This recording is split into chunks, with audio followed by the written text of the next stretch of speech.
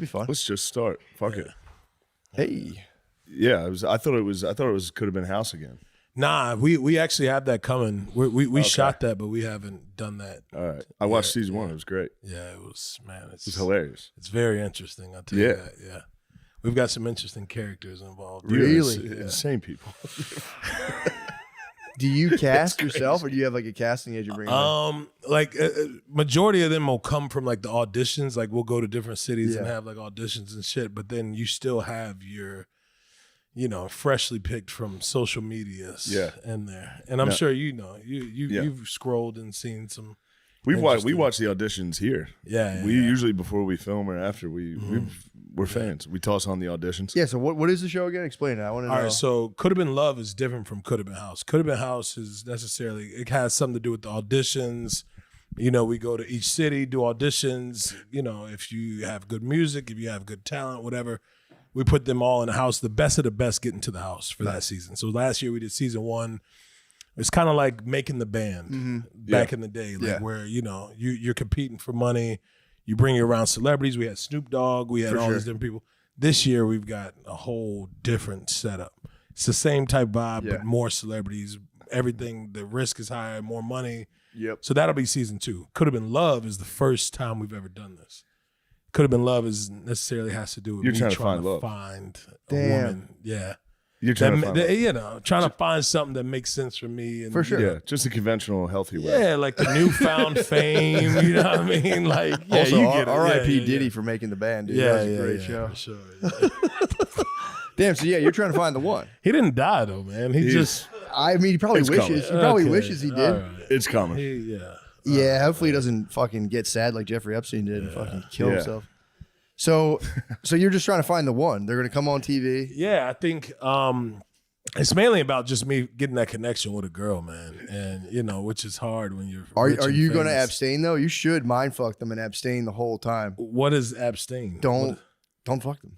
Oh, okay, yeah. Don't is fuck that what that means? Yeah. Yeah. I thought you were still saying Epstein. No. You said abstain. No, are you going to keep it chaste? Okay. This is bordering on. No, it's not. It has nothing to do with that at all. It doesn't. A house of women it's together? nothing like that. But everybody's over 21 for sure. For sure. Yeah. Well, that sucks. What the? I'm not gonna watch it. It kind of ruins the whole fucking thing. Man, I might not even need to do this podcast. I need to get the fuck out of here. How would a girl like capture your heart? They're in the house. Yeah, so pretty much we put them all in there, but we put them through different things. Like we brought celebrities to like see if they could go through each competition. So like one day we brought like Bobby Altoff, and then the next day they get to meet Young M.A. You know what I mean? So we have a lot of different celebrities in there that put them through the ringer of like, are you good enough for Druski? Are you here for the money? Because they also are competing for $50,000. Yeah. So it's not just about like my love and everything. We made a catch, because we also want them to, get compensated for their. How many of the women are white? Like That's 2 a or good 3. question. 2 or 3. Out of 18, like 2 or 3. Yeah. Okay. All right. Yeah. I think 3. Yeah. That's good. Yeah. 1 is mixed. That's good. Gotcha. Yeah. Is that good enough for you? No, it's just wondering what the fuck, if the show is about black love or not. Yeah, well, it's about a little bit. No. We actually have all races. Like we have a Mexican girl. We got a couple studs. You got some studs? Yeah. It's a mixture of a lot of shit, man. Dude, have you been following the reform? There's like a whole thing of reform studs on Instagram. Yeah, bro. But see, they're not all the same. Everybody, they have these things now where they're calling them like stems or femme or like, so it's like a stud feminine type mixture. Yeah, they're not all just. It's not. I know back in the day, everybody's like, oh, that's a stud. Now they got these new titles. It's like it has branched out. Damn it! So we had a mixture of a bunch, man. It was like picking through a so batch what of are the berries studs like with chaos these guys. agents? Like what are the studs going to do? What are the studs? Nah, up the to? studs. Some of them, like I said, there's like a new stud thing. They're where straight some- studs. Yeah, they're kind of like they still look for a man, maybe not for love, Just a friend. maybe more so. Yeah, like kind of like a mentor. You know what I mean? That's the vibe I get of it. I think it's more like a brother, like searching for a brother. But You know, I said even on the show, like, man, it's like I have no problem with them. You can share clothes with them and shit. So I think it works out for me somehow, some way. Yeah, it's a good show though. Although they can get activated and get on like a steal your girl mission. Mm-hmm. They do pride themselves on being able and to that's steal the any issue dude's we girl. had on the show, man. They a lot of them were trying to indulge in like getting with the regular girls, and I had to discipline them for that. Yeah, it was a whole how do you thing. keep your studs in line? That's why. Yeah, we discipline them. Yeah. They go Do through they have their separate room? Yeah, they have their. Where are you putting them? We don't put them anywhere in the house. It's not like we're putting them. You got to put them he's trying in. to do the whole R. Kelly thing. Like, yeah, where do y'all put them? Nah, everybody had they got to choose their own rooms. We didn't put them anywhere. But it's a big house though, so it's you can only imagine it's 18 girls. So God, yeah. Damn. How long are you guys in there for? Hopefully forever. Full hopefully forever. Yeah, Muslims kill themselves. A full for week. that. A full week. We were. You know that? Huh? A lot of Muslims have killed themselves for Are you that serious? exact scenario. Are you really? Yeah, it's 72, but yes, God damn. it's a heaven. Yeah, I haven't heard of that. I don't know nothing. Really? About that. No. Yeah, you didn't know that? That's what they get promised. They literally get promised 72 virgins when they Yeah. blow up a school bus. They're supposed to be greeted by 72 Wow. virgins too, Yeah, not no, just that- maybe fucked around a little bit, but Yeah, virgins. no, that's And you lived it. well. Okay, this podcast is a brand risk. This is a brand risk waiting to happen. No, Jesus we have fun Christ. here. We You have can fun. edit. You can edit whatever. Fuck. Yeah. You tell us. Dude, that You got is- me thinking about everything I've said in the last 10 minutes. I'm like, did we fuck up yet? No, you support the studs. Yeah, no. No, that is pretty By the dope. way, fuck you. I watch your stuff. Yeah, no, you get it. I know you're up we're to. all everywhere Yeah. with it, man. Nah, you know. Dude, that's But nah, I actually, this show is gonna be dope, man. I Good. actually love this whole shit that we did, and it's owned by us, so it doesn't feel like anybody's telling us to do what Yeah. they want us to do. Like everything we have done comedically has always been from me or my team. Our voice. Yeah. Yeah. So do you is it true? Because I've heard in those shows you kind of ply the house with alcohol. You're gonna have a lot of alcohol. Like how are you gonna keep people? Are you just gonna? No, with us, we had some sponsors. Like we had Happy Dad, we had Taylor Port, but we didn't really do it like that because I think naturally the girls are catty, man. They naturally were just ready to fight Yeah, just true. because the cameras are around. Yeah. A lot of the girls just were doing it. Just we were like, yo, Yeah. what the fuck did you just fight her for? And she's like, oh, the bitch was talking over me. No point. There's no reason why you would just go and bat her in her face for no reason. So a lot of it, a lot of the shit was real and it just didn't make sense. I think, with women, they want to be kind of like this new culture of like baddies, or you remember Bad Girls Club, that whole shit is like a thing. So yeah, with this show, you're going to see a lot of that type of shit. For Nice. sure. Yeah. That would be awesome, man. What happened to Lemaire?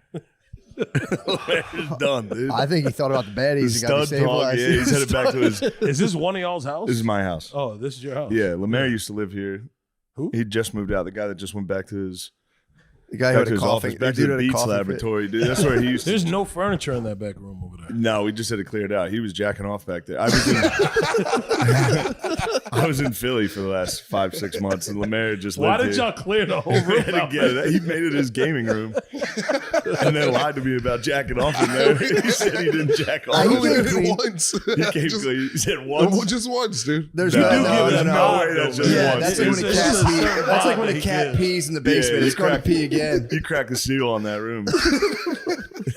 There's no way you were getting hard in there and walking back in there. You're not walking outside. It was an amphibious mission. You'd probably swim across the In pool. the water. I had no idea you stayed here though, man. Yeah. I feel like all white comedians live here. I was just telling them that. Yeah. Tom Segura, you, Joe Rogan. Yeah, no taxes. What is the reason? Taxes. Well, I think there's a couple different places that have no taxes. Why here? They don't have comedy clubs. Like Oh, here. okay. Here you can do comedy every night of the week. Okay. Yeah, I think Versus it's like here- Tennessee and here, Florida. Yeah, Tennessee. Nashville could get it. Mm. They Why don't could you have open your that. own? You open your own? Too? I don't know. Maybe. Soon come. But they already, I don't know. I'm not going to build a comedy club. Yeah. Somebody See, else. why people don't indulge in their money? Like you really didn't. This is like a regular house. Too. Yeah, It's it's like not an Airbnb nothing I like- just rented. You I just fly live in here. jets though, man. You can get a bigger house. Like, damn. Like that's a nice house though. I think I will. Nice crib. Thank you. Yeah, for sure. Yeah, this is all I need. I'm never here. Yeah, no, that's true. You don't really need too much either. Yeah. Yeah.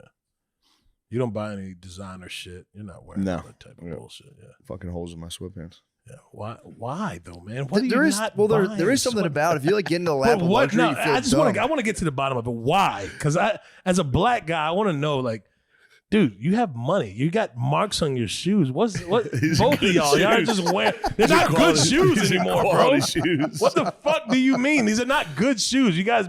What is the name of those? I have no idea. They have an M on it. Kahurus. Trust me. That you, sounds like a fucking cereal, man. You guys are gonna be wearing Kahurus in about 10 years. Yeah, but I'm saying, like, we the whites are dictating the culture these days. Yeah, no, y'all are definitely got the Carhartt overalls. My uncle was wearing those. No, I know, but it's just I don't get it, man. It's you good just though. flow, I think dude. it's Like dope, man. it's like a triad boss, dude. The guy would like Yeah. sell hot dogs for 40 years. You just kind of move. But where are y'all putting y'all's money into? Like, where would you say you've spent the most money at? Is it cars, Groceries, women, groceries, Grubhub, groceries? Yeah, Grubhub, Chipotle. it's like $500 a week.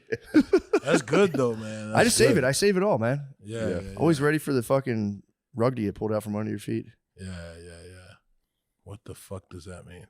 Just have it all crumble, dude. Oh, okay. Can all come crashing down at any moment. I was just curious because I never. No, that's even with you. I always ask. No, I should wear nicer clothes. Yeah. So you don't even choose to do jets. They'll put you in the jet. And A lot of times, yeah. But you're not just doing it on leisure. Yeah. It's usually with the gig. With the show, that's in the contract. Yeah. Yeah. So you'll build that in intentionally. Yeah. Okay. So you like doing it. I do like doing that. All right. So yours is kind of like absolutely. You like to indulge in getting to and from the show. Yeah. That's it. That's it. Other than that, you're not gonna see you at a fucking strip club throwing money and shit. Yeah. Not anymore. Those days are gone. That was your thing? No, I never really did that. Oh, okay. That's good. How do you indulge? What's your girlfriend must be here, huh? Yeah, I knew it. I always know when a girl's around somewhere. I'm like, yo, what are you doing, man? When I talked to you on the phone, you weren't talking like that.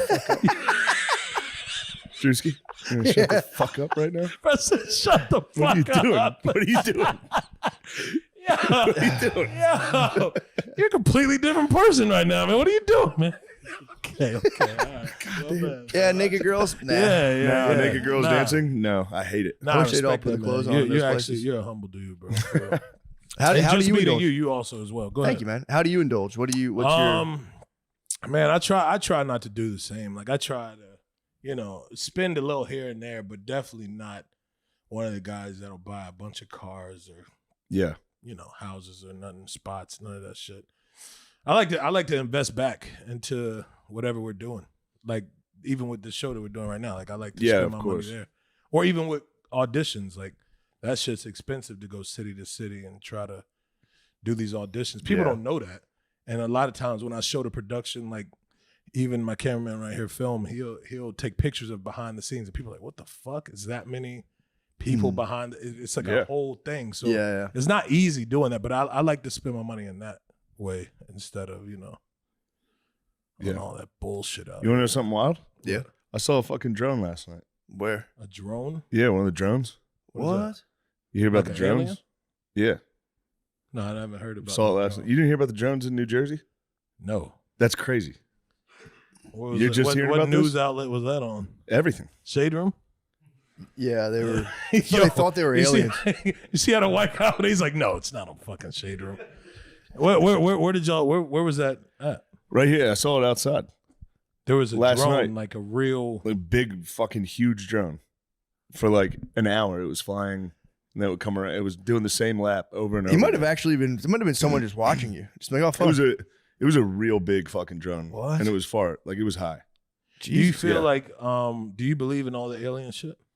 No, I just don't think anyone knows what the drones are. No one. I mean, if you've never heard of this story, I've probably heard sound of like a drones, fucking maniac. like the fucking camera drone thing. Yeah, but there's drones right now that no one knows what they are, and the government won't tell us what they are. What? And they're like SUV-sized drones in the air. In the air. That's how big they are. But I'm saying, does it fucking look huge. like a circle? Is it like the? No, it's like it kind of looks almost like a plane, but it's got lights everywhere. I'll show you. Damn, it's tricked out. Yeah, I need to see this. It's got the ground effects. Nah, that does sound interesting though. I've never seen. Is it? I mean, it's not that exciting, but there it is last night. It's far away. You got raw footage? Yeah. Bro, this is a fucking plane, nigga. No, it's not. I knew this was gonna happen. I was This afraid. is a fucking plane. I was afraid to Yo, tell you I'm guys. literally looking at it. This is a No. plane with red lights on. This might have been an emergency plane. Trust me, daddy. Yeah. No. I see what you're saying, though. Hold on. And it was just doing fucking. It was. Nah, Going it does here, look very and it would go different. there. It was literally just doing circles for as long as I was What out the there. fuck? You'd see it every like 20 So minutes. other people have seen this, and Yeah. nobody has said exactly what it was. No, senators are literally asking the government to tell us what it is, and they won't. Damn. Well, they know you're here. I'll tell you that. They got Whatever it is, they know that Shane Gillis is Can I peep that thing? it. Yeah. Nah, that's interesting. The first video. I've put never eyes on actually that. seen nothing like that for real. The first video is very It good. kind of looks like I something. see what you're saying, looking like a plane. Yeah, it kind of has like the flashing I red. saw it with my naked eye. But looking at Saw that it. flight path, that's an irregular flight path. Yeah, for because sure. it's not just going through; it stopped. and then it Yeah, went back the that's other way. Filming it never does it justice. I saw it live. Why And- does nobody have good HD footage of shit? I don't know. I tried It's- to film it and it just got blurry. And then hold on, you can hear I my feel like nobody has a good HD footage of nothing that we don't know about. oh, this is. Yeah, my girlfriend was making fun of me for being old because I couldn't film it. What? Your old ass can't make it. Well, you fucking do it. That's good UFO footage. Well, then you fucking film it. I can't film it. I don't know what the fuck I'm doing. Nobody has good footage of none of this shit, bro. That's the fucked up part of all this shit. I wish O'Connor was there. He can vouch for me. for the UAP. I can't have girl vouch. Yeah. You know what I mean? For what? To Fuck see a is that? UFO, you can't have a woman be like, "Yeah, we saw it." No Why? one's going to trust they her. believe everything. Yeah, no one's going to believe the woman. But I do have O'Connor was there too. You can't have a female. You can't. What's wrong? You need 2 male witnesses. Any female witness is nullified, dude. Yeah. The One male witness is equal to like man, 5 bro. female The witnesses. prosecutor just hits them with their horoscope in the stand. They're like, "Yes, I believe everything." They're like, "All right, Your Honor, rest my case." Nah, I honestly, I don't know if I believe in that shit, man. It's definitely something out there in the ocean, but I don't know about it anywhere. Yeah, I don't think there was like an alien UFO. Yeah, I think that was just some a government shit. fucking weird government thing. Yeah, to yeah, do. yeah. I'm gonna be out there tonight. I'm gonna Either look that or again. your neighbors just are on some trying Yeah. to fuck with you. There's also a chance it's just a guy. Yeah, Yeah, just a neighbor. just having fun with it. It's a big fucking But drone. you said though. you saw it on an outlet. Oh, dude, Oh, it was it's all on over the the news. news. There was like Oh, it was on the news. they were everywhere. Okay, So it was like that's people not really just a were calling neighbor him then. the what? Yeah, that's not a neighbor. Yeah, no, That could be China. yeah, it could be China. Although, why would they like? They could. That could be China. China could And what hack. do they want to come to Austin, Texas for? That's what I'm a trying lot to of figure tech. out. A lot of tech There's down here. nothing They're spying. here, bro. It's all tech now. It's tech. Yeah, Elon Yeah. Musk. So this is like kind of like the new Portland. Yeah, this is Oh. a lot of tech down there. Yeah, led in the by city. Elon Musk. Dude, Yeah. what do you think about his pouring his Fucking- heart out? Pouring his heart out like that. Yeah, did you see that? See Elon Musk hit a fucking. Did you see the Nazi salute from Elon Musk? Oh yeah, I did see that. Yeah, that yeah. was And he that was claims tough to he was defend, bro. he's like, "I'm sending my heart to you," and he pounded his chest and then tossed his And hand up. threw it out. Yeah, yeah, yeah. I mean, that is I either. think a lot of the shit he be doing, sometimes he be trolling too. You though. think that's yeah, a yeah, yeah. Because he's wild- heavy on Twitter and shit. He is. He's always like laughing at jokes on there. Yeah, and, yeah. like, shit that AB posts. He's trying to do like the cack. Like the Cracker Yeah. of the Year awards and all that. He always laughs at shit like that. So I think he knows what he's doing. He's very funny. but tossing a fucking. Yeah, that was crazy though. That's not that much. That's not at even an a joke. inauguration. You can't do that that is at a crazy. political rally. And You then, can't and, be then, like, and then being like, "Oh my god, enough with the Nazi stuff, dude." It's like that was wild. that was a close one. Yeah. I'm usually quick to defend that one. Why didn't you go? I saw like I went to the Notre Dame national championship. you were invited for sure though. I was not through the administration. I don't You're one of think. the pure ones. AB They AB invite you to invited me. shit like that. I got invited with AB. Yeah. Which was Wait, tough AB to turn was down. there? Yeah, Antonio Brown was at the Antonio inauguration. Brown was at the inauguration with Okay, who's Theo Vaughn and the inviting? Paul brothers. I mean, that was a crazy lineup. Dude, it I didn't was. even know he was. I didn't see him. I didn't see AB in none of those pictures I didn't see him either. He was there.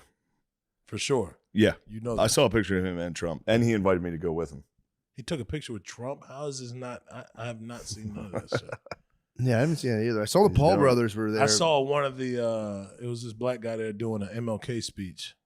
Oh yeah, and And Trump's man. behind him, kind of fucking laughing. If you're a brother in America, he really That guy set us back right there. I don't know what he even put that accent on for. I don't know why yeah, it was a lot, man. So he hit like the old preacher accent. Just really it's like, damn, bro. What was he doing? He's like, we will have Panama one day. Yeah, well, you don't do it. You don't. Yeah. You're not allowed to do it. That guy just leave that alone, man. Let's leave it alone, bro. Let's leave it alone. Just fuck it. Because after he started, that was just for clarification. It just doesn't feel right. It doesn't feel right when you went to go and do that. That's how we both naturally talk. This is our radio voice right now. We've been code switching this whole Whenever time. we talk, we're like, yeah, I'd like some Chipotle. Could I get chicken bowl with rice?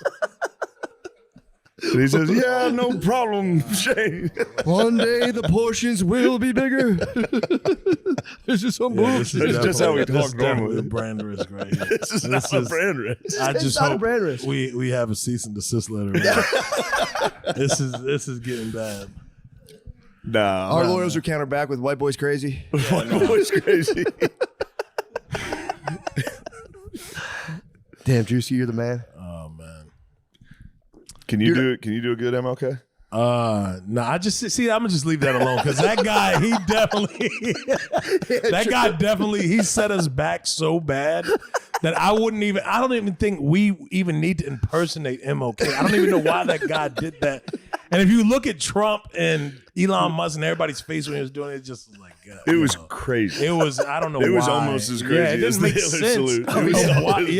They were like trying not to laugh. Yeah. It was almost like, bro, why are you doing this? Because it is funny. Now? Yeah, it's like we know that's not how you talk. What are you doing? God, yeah, it was bad. Who is that guy? Was he a pastor? Yeah. Yeah, I'm kind of. I didn't see that. I missed everything on the internet yesterday. How do you Google that, by the way? Yeah, don't. Yeah. Yeah, that's not the best person to impersonate during an inauguration. Yeah, they could have just played a clip. I think. True. Yeah, I knew he was a reverend. What was he stoked on? Was he just like stoked on Trump or like? I think unity. Okay, that's what's up. Yeah. I mean, that's nice. That's good. Yeah, that's dope. It truly is though. If you're going to give a speech, well, that's good. Nobody had anything bad to say. Oh wow, yeah, no, that guy's good. Yeah, that's a good dude. He could have just been like, all right, for him to just come in there for unity. That's actually nice. Yeah. And maybe he just got carried away. The spirit of the moment. He was just like, fuck it, I can't control myself and just let rip. Yeah, I think Musk got carried away too. Yeah, he saw Musk do a fucking Nazi salute. He's like, I'm doing the voice. Fuck this. Yeah. I'm gonna have fun too. It's the 40s and 50s again. Everybody's going back. Let's just do whatever we were doing. That was weird though, seeing like everybody was trying to get in. Everyone's going back in time. And then you saw the Paul brothers got into it with Theo. I thought it was a joke at first, but Theo really. Yeah, he hopped on. Classic bullying, dude. They fucked up his chair and had him fall. Yeah, he was serious, bro. Yeah, you'd be embarrassed. Imagine falling at the inauguration. It didn't happen. Huh? Theo came back and said, "My bad." Turns out they didn't fuck with the chair. But was he trolling? I don't think. I think he was serious. I have no idea. I didn't talk to him about it. I think he seemed serious. Yeah. I was Theo's ready to one of ride. those guys you never really know sometimes. Right? Yeah, you can't really tell, but that seemed serious. Yeah, he seemed because it didn't seem like anything he was joking about. No, there was no joke in none of the shit he was tweeting out. Unless he sells a fight with them. True. He just goes and gets knocked out by the Paul brothers. I was ready to ride against the Paul brothers. Hey, that's one way he could be selling that fight. Maybe he sells just getting knocked out in a couple months. That'd be so sick. Yeah, falling through a chair out of anywhere is hell. But inauguration, that is funny to think about. Logan's the boxer, right? Or Jake Paul. No, they both do it. Yeah. One fake fight. Logan is like a WWF guy. I think he did that after he did the Floyd when he was like, fuck. Yeah, he boxed Floyd Mayweather. Yeah. Oh, he did? Yeah. Oh, yeah, I get him confused. They both boxed, but the younger brother's the one who just beat the fuck out of Mike Tyson. So unnecessary. That was so bad. Man. Yeah, that was like sad, man. Yeah.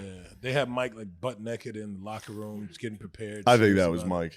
Yeah. I think Mike was doing that. Yeah, no, that's what I said. Yeah. Yeah, they had Mike really, tweaking out. Yeah, true.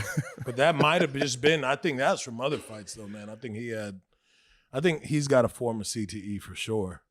Yeah. There's a lot of people with functional CTE. There's CTE that you can notice off bat, but then there's like the functional kind. Yeah. That like you could say wild shit and get away with it a little bit. Yeah. It's like Mike AIDS. Tyson is one of them. Yeah, exactly. It's like if you have enough money, you yeah, can just ride and it out. eventually Like it AIDS. spreads and spreads until yeah. You just give it to all your girlfriends, punch them in the head. Okay, well I don't know about that. That's what I thought you were I talking about. don't think you spread it like that. I think it spreads through the brain. It does. Yeah, that's actually a decent point. CTE does He's get got a can point. kind of spread. He's got a point. Yeah. They got it from somebody who probably had CTE too. Who's some functional CTE people that you feel like have functional CTE? I think it's probably just most former NFL guys. Yeah. Anytime they flash to a guys. UFC fighter at one of those things. Nah, and they're like, some of the fighters have it too. The though. old UFC fighters. Yeah, they're wrecked. Real dude. old. Yeah. Yeah. It's got to be kind of sick to just be like, fuck it. Yeah, I'm just going to get my bell rang and just rock with CTE for a while. Once you get over the fear, it's got to be kind of nice. Yeah. Gamble whenever you feel like it. Fucking smash everything in your house. Yo, those gamble companies, they'll be on you too. They'll be looking for those people. You've been seeing that, you know about Bob Minery? I know of him. He's been promoting the fuck out of some gamble company. Oh, really? Oh, man. They got him by the balls, man. He's just promoting. Who is that? He usually does shit with like Nelk Boys Okay. and different shit around that. But I don't know the name of the company, but it is funny, man. He'll do a promotion and then take it down in like an hour. He'd be like, if you want to win free tickets, come out to a game with me and just have all this shit you got to do. And then he'd be like, fuck those people. I'm not doing that shit no more. This company is such. You'd be like, what the fuck just happened, bro? You got all these people to sign up in an hour. And then he's like, if you guys Never sign mind. up, I'm sorry. Tomorrow we'll do a different one. I'm like, yo, this is the worst business I've ever seen in my life. But you know, those companies, they just like, they got money, man. Dude, tons of money. Wild out here. Apparently, they've been like killing it harder than anyone can imagine. Like billions betting? of dollars out of the state of New Jersey alone. Yeah. Yeah, I didn't know that. Sagar Yeah. and Jetty's big on that. The guy from Breaking Points he was hipping me to the stats, and they're not good. Yeah, Dudes we are never constantly- had betting like this. I know. You had to go to Atlantic City or I don't think they were able to promote it back in the day. yeah, it was illegal. Yeah. They just made it legal, and now every single person gambles. Well, Yeah. after LeBron James started doing commercials, like, fuck. Was he? Yeah. He does one right now with Kevin Hart, I think. Oh yeah, that's right. Yeah. Damn, his deal just ended with China. Now he's doing gambling.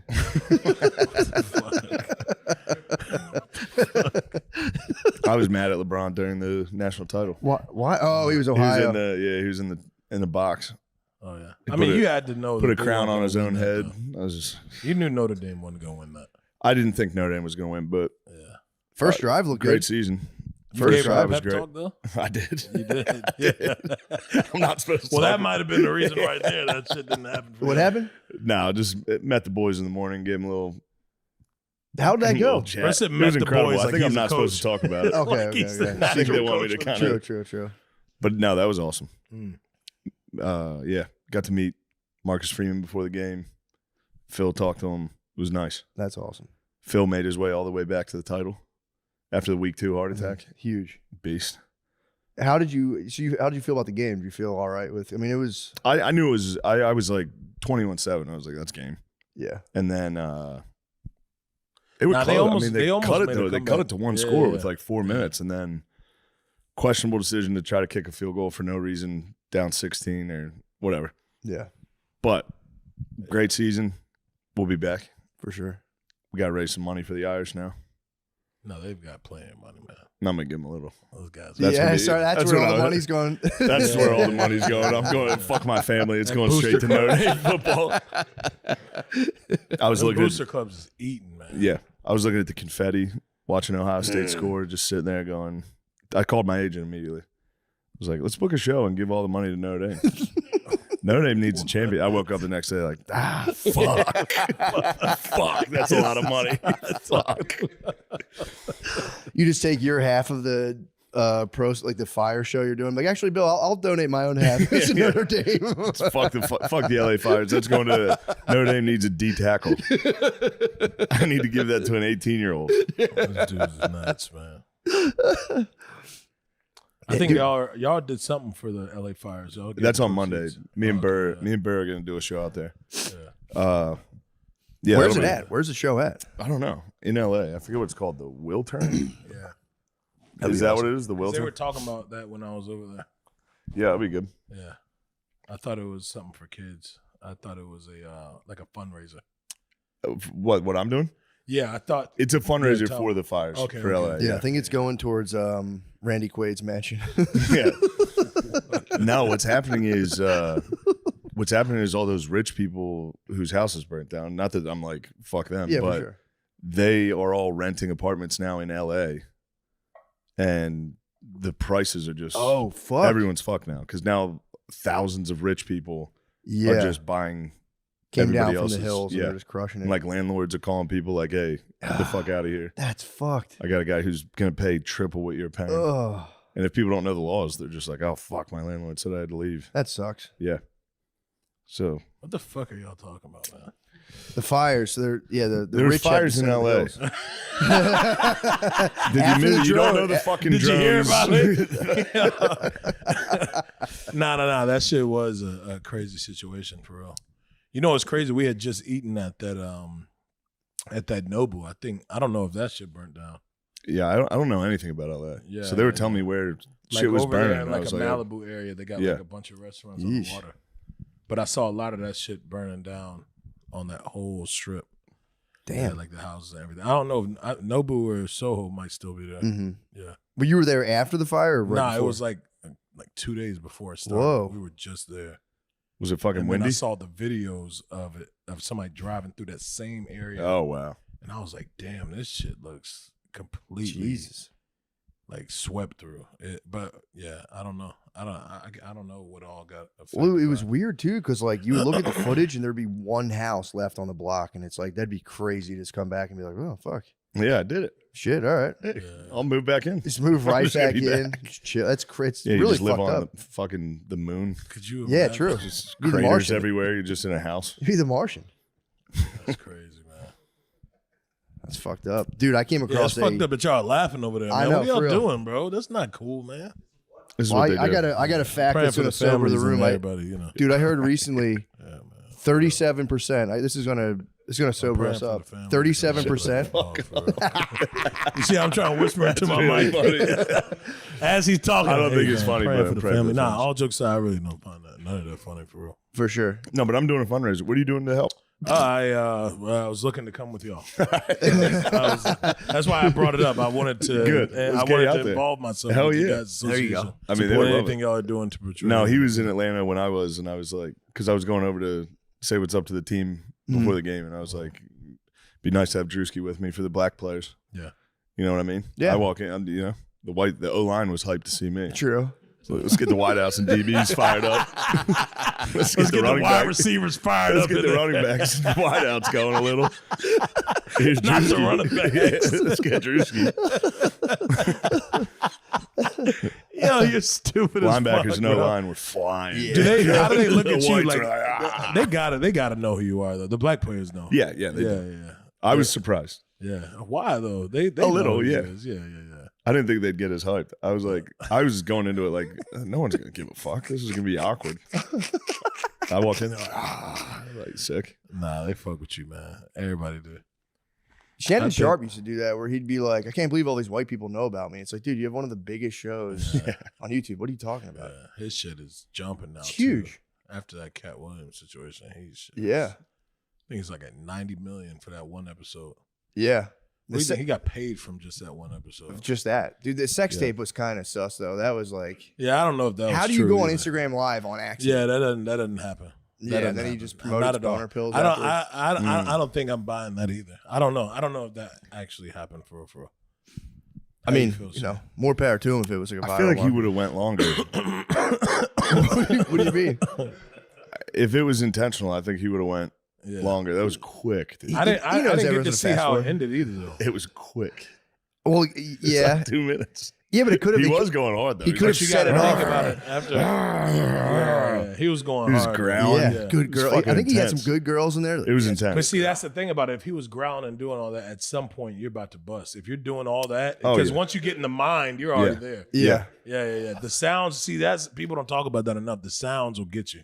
Fucking Yeah, a girl. if a can girl start makes one talking, noise, right, I go, right. shut the fuck up. Yeah. Okay, I don't. It's true. It's true. I told you not to make a fucking sound. I wear earplugs. I wear that shit guys wear when they land planes. I put that on. It's a mind thing, man. So that's why I feel like with his shit, it's like, yo, can you do that again? What do you usually say? Yeah, fuck it. The second is like, Shut the fuck up. Don't come. Don't come. I'm right there. You go, oh, shit. I was shooting at that bitch. Goddamn. Nah, I feel like come. because immediately after he promoted like these sex pills, so I don't know if that could have been a promotional thing, you know, kind of like way when to Snoop promote. Dogg said he was done smoking. Yeah, He came out with the fireless grill or whatever. yeah. Some of that company could have slid right in real quick though. I'm like, dude, promote us. Hey man, Everyone's talking about you grunting on that lady. Who knows? You're right though. That shit was a quick hump. It was quick. Yeah. Yeah, but he could have He been was- in the middle humping and set it off mid. No, he had Instagram Nah, you gotta Live. go through what somebody screen recorded everything you have to do to go live. That's what on I'm saying. Instagram. And it was like 7 different buttons you have to press. to make Maybe it the happen. girl did it. Maybe the girl did it on his phone because there's no way he did that on accident. That's what I was saying originally. Because once you get He's to the old. open, once you get to the open, the fucking camera thing, which you slide over, you got to keep swiping to get to the live. And then once you get to the live, it asks you again, "Are you sure Yeah, you want to go live?" It's not like it's not a pocket dial. You gotta like literally get there and agree to everything that is asking. So I don't know. It is I'm what glad it he is. did it. Yeah. Well, why would that be? It's just nice. Yeah. I just like having it around. It's And different. also, I think about it a lot. Yeah. Maybe when I'm having sex, I go, Yeah. good Lord, if somebody heard me. I listen to it to get hype. If I like got a show, I listen to it just to hype myself You up. put the sex Put tape. the audio yeah. in, and just get hype right before I go on stage. That should be what you walk out to. Just play it for 2 minutes straight. Oh, that's a good girl. Yeah. Bro said that's a good girl. He threw a couple good girls in there, which is like, all right. Yeah, he did though. That's what figured- made it believable with me. I think once you start throwing shit like that in, it's like, oh, okay, Good this girls. might be real. Fucked up. Yeah. That's Yeah. weird. Oh, dude, talking her through an orgasm, like, yeah, good girl. That's what he was I doing. feel. Yeah. Ew, bro. He's just training, dude. That's He's more of training a her. black thing though. Is it? What's good, my nigga? That's my boy. So Oh, I was hoping. yeah. Hey, what's up? We're just in here That's my boy, grunting. so. We're in here coming. Yeah, man. Dude, so this is what I was about to tell you guys to sober up the room. Apparently, remember Kinsey, the sex researcher back in the 50s? They made a movie about this Back guy. in the what? Back in like the 50s, this guy How old are you, man? I'm 38. For a second, I was like, am I 50 years old? Yeah, I'm like, what the fuck? So apparently in the 50s, this guy did like a crazy sex study where he like was interviewing housewives, dudes, and he was like, because no one would talk about sex back then, and he was like, here's what's actually occurring. And apparently, I just learned this the other day. According to his stats, 37% of men have had homosexual experiences, defined by one of the men reaching orgasm back in the 50s, and that was Self-Who reported. That's a crazy stat. What? Okay, what made you fucking look this up, man? My brother told me about it. Oh, you were jacking off. No, I wasn't.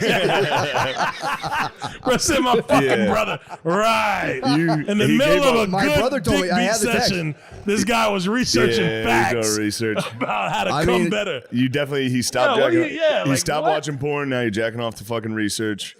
I Don't have been act off like board. you I've been wouldn't off jack the board. off. Don't act like you wouldn't jack off to some research. I wouldn't jerk off to the research. The questionnaire, You love maybe. The research. questionnaire, maybe. The questionnaire. If the questionnaire was charged enough, it'd be like erotica 37% of dudes were around. in the 50s, dude. I could be wrong. My brother could be misleading me. He could be, leading me down. like somebody came. Yes, 2 dudes partied. At least 1 dude came, if not both. That's interesting. What does your brother do?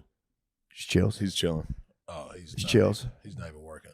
He's off the grid, bro. He's off the grid. He's off the grid, man. Well, I understand Yeah. why. He's doing research. I understand He's in why. the Yeah, dungeon, he's bro. researching.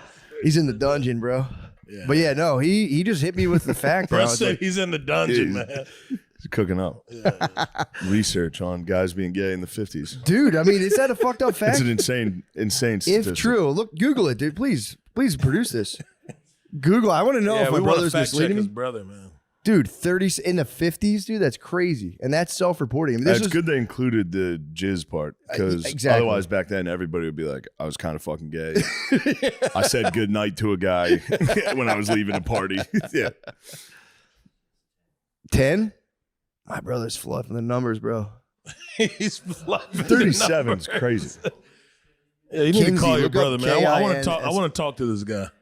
I gotta get some Yeah, clarification. call him. What's his name? Cal. Tom. Typical. I knew it was one of those 3-letter names. I'll put him on right now. Yeah, Let me see call if he that can guy, clarify. man. I want to talk to him. Oh shit! I don't know why I typed Thomas. Fuck Tom. Let's go. Let's get the clarification. Is he Dude, older or the younger brother? he's my older brother. Oh, okay, yeah, that's very weird. He's the oldest. He's doing Yeah. research. Second older. Oh, it was Tom. was Fed's Tom. older than Tom? Yeah. I would have never guessed. K-Fed's older than Tom. He's on FaceTime audio, dude. He's on that. Oh, show me that show's number. He'll call me back. But yeah, dude, Yeah, fuck I it, could be man. wrong, but he was saying 37%, which is 10. Oh, really? Maybe this is an updated study. Maybe it's the Kinsey Institute of Research. But here's my whole point. The reason I'm bringing this up, and this is the conclusion me and him reached independently. If it is somehow 37% self-reported, that means in real life it's got to be, what, like 90, 94? And the conclusion was we both reached this. These Nope, are he's got it right there. insane numbers. We're just Hold throwing on. shit Here out. we go. My I point trust the is, science with this. me and my brother were It trying went to from say 10 we're to the only. 94 fucking Gotta be percent. 90. Dude, 94% of 37 guys. say yes. It's definitely the amount who actually did it and didn't say Here, yes. we'll It's do a gotta blind be- study. Everybody, I won't tell on you. Yeah, Everybody true. close your eyes. Raise your hand if you did something gay. Close your eyes. I didn't close my eyes because I'm not fucking gay. Someone gets their I feel dick like if grabbed. you participate and close your eyes, Close your I feel like you're a part of it if you close your eyes. So I'm not gonna close my fucking eyes. I'm not even gonna play half of the game My with you. point was, me and my brother are arguing at which one of us was the only. There's only. I know you did some Yeah, gay he closed shit. his eyes. You close your eyes. But you said to close your eyes. I did, but if you participated in any way, that counts. You're part of the percentage. Fuck, dude, I closed my eyes so hard. The point was, me and my brother were suspecting we might both be the only straight dude actually in the world, the chosen one. Like the world's actually all gay, and me or my brother are the chosen one. I mean, We are Neo. I might be out. I've been in the room when dudes have jizzed. That's crazy. That doesn't count. It was straight, but That's what I'm saying. Straight as hell. You guys were stoked on pussy. Okay. So it was like a train situation. Like, It's a white guy It was train. a It's just a bunch of. it was a white guy train. Hold on. White yeah, I was dudes. gonna say, White yeah, dudes. it's a difference between a white guy train and a black guy train. White guy There is. trains are teenagers jerking off together in the same room without a girl. Well, that's weird. That's not it. That's not a train at all. Usually, It's a white train. yeah, that's just for the fuck of it, for the fun, for shits and giggles. It's just porn. You just get porn and you're just fucking stoked. And You you're don't like, need yo, kids. toss Oh, it and up. like just being there, Your like it's the kids, you know, movie on porn, theater. you go to one kid's house who has a perverted dad. You go, bro, break out the stash. The boys need to party. This is before the cell phones and shit. Back in the day, it was only a VHS. But why together Just though? like- What I is just the like that reason? Your team has to sit here. They're like, what the fuck type sit of white here. shit is Well, this? back then but you why together? What is because you didn't know the next time you were going to see porn because it Oh, wasn't on and the it's phone. no phones, and it it's was more just so on. like- Yeah, you're just like, fuck, I'm going to jerk off. Yeah, real quick. you guys go over there. I'll go on this side of the room. Don't look. Yeah. But there's no walls. It's just. Look, you That's can a sit fair here. point. You can punch holes in the I mean, we ceiling all got day long. trivial. Like, No, you what? can't look, dude. Okay, yeah. I mean, I get it. So man. That's what's up with the? Walk us through the train. What's Yeah, up what's with the going on train? with the train? Because the nah, train's weird. train. 'Cause Yeah, that it's carries just on way I've too never late. indulged in no train, Okay. but I think at parties and stuff there was a thing, where when you're in high school, everybody's going in, the girls twerking in the room here, and then you might go upstairs and there might be 5 guys and 1 girl from the Yeah. fucking basketball team, and she's like the basketball trainer or water girl or whatever. Yeah. Right. You never know. And I think, that would be considered a train in the black culture. For sure. And Yeah. that's also considered gay Well, I mean, by me. I've never participated. I've just been at a party and maybe in high school, you might see walking to a room. Like, oh Yeah. shit, okay, You've seen the train station. yeah. You walked by. Yeah. or you just hear about it at school. You go back to school the next day and they be like, oh yeah, we ran a train on so and so. Yeah. You just never, you never know. It depends on the situation. But yeah, that's the black I think train. it's the same idea though. It's like, Yeah. let's just all get while Were the you at getting's any of the good. Diddy parties, or did you miss that? What the fuck and where did that come? How did that? Of all questions, Or did you miss that train? how did that go? That train might have left the That station, train took but off you from were the right station. there. Yeah, You that were train- right there to That get on train that. took off from the station for sure. were Yeah, close. yeah. No, I wasn't at that train station. You left early. You Yeah, left early. no, that was down the street from me. I wasn't there. No. Did you ever meet Diddy? Yo, what the fuck? Bro, yo, I forgot you He's like, actually yo, might have. I've seen He pictures actually with you might have. there. In the picture. Yo, what's the look you gave me? Bro. That's the look of somebody who's like, well, I got cold hard facts. So like, I've seen you with the guy, Nah. Damn. Never been to that train station though. No. No, good for you. Yeah, that's good. Haven't Nobody has indulged. apparently. Yeah, everyone has. I was relieved to learn that nobody was at the party. I've been relieved. Turns out no one was there. Everybody I've asked says no, I was not there. Well, everyone pushes the time back. Like, yeah, I always left at 2 a.m. At 3 a.m., everyone 3 busted their dicks out. It's like, well, how do you know? Wasn't Denzel saying that? Yeah. Denzel was like, no, I got out of there. I think Denzel was there whispering like cool Bible quotes to people, like the devil gets close to you when they're most successful, That would fuck you up. and they're both getting their Yeah, he dicks. They're said both that. He getting their said dicks that sucked. about the. I think it was the Will Smith, Chris Rock situation. Yeah, exactly. I don't think that was Diddy's house. He said that at. No, probably not. But What do the you think fuck, about- man? This dude be having cold hard facts, but mixes up the stories. I'm a storyteller. Denzel, yeah, that would fuck you up. You're on ecstasy at a Diddy party. Fuck. Denzel Washington comes up and whispers a Training days, you. quote. Training days, Oh, you. shit. These guys are sick, man. Seriously. The Diddy Oh party. my Who God. was there? At least one guy. Who who was like, at the yeah. Diddy party? Yo, guys. Yo, what the fuck, man? Just tell us. We've Yeah, I been- see. It's like a back to back. Y'all are running a train on questions here. I can read. Guys, I can read. I know I can fucking read. The big game is almost here, and it's now or never. Don't miss out on the last football game of the season with Prize Picks, the best place to win cash. With over 10 million members and billions paid out in winnings, Prize Picks has made daily fantasy sports accessible to all. It's the simplest way to win money in over 30 states, including California, Texas, and Georgia. Isn't that nice to hear Texas in there? Yeah, I like that, man. I like that. Well, because yes, That's why I use Prize Picks. awesome. And I can't emphasize enough how easy it is to play. Let me break it down for you. I just pick between 2 to 6 players, 2 of the hottest guys across any sport, whoever I think's the hottest, and pick more or less on each of their projections. Then submit my lineup. That's it. And I could win up to 1,000 times my money, all in just 60 seconds or less. Just like that. I'm able to get back to eating my wings and drinking an ice cold bucket of Bud Lights with the buddies. These motherfuckers. Because you know me, huge sports guy, huge beer guy, even bigger Prize Picks guy. Bigger? Yeah, what the hell are they trying to say? Prize Picks? You know I love my brewskis. Don't you dare get in between me and my brewskis and my wings.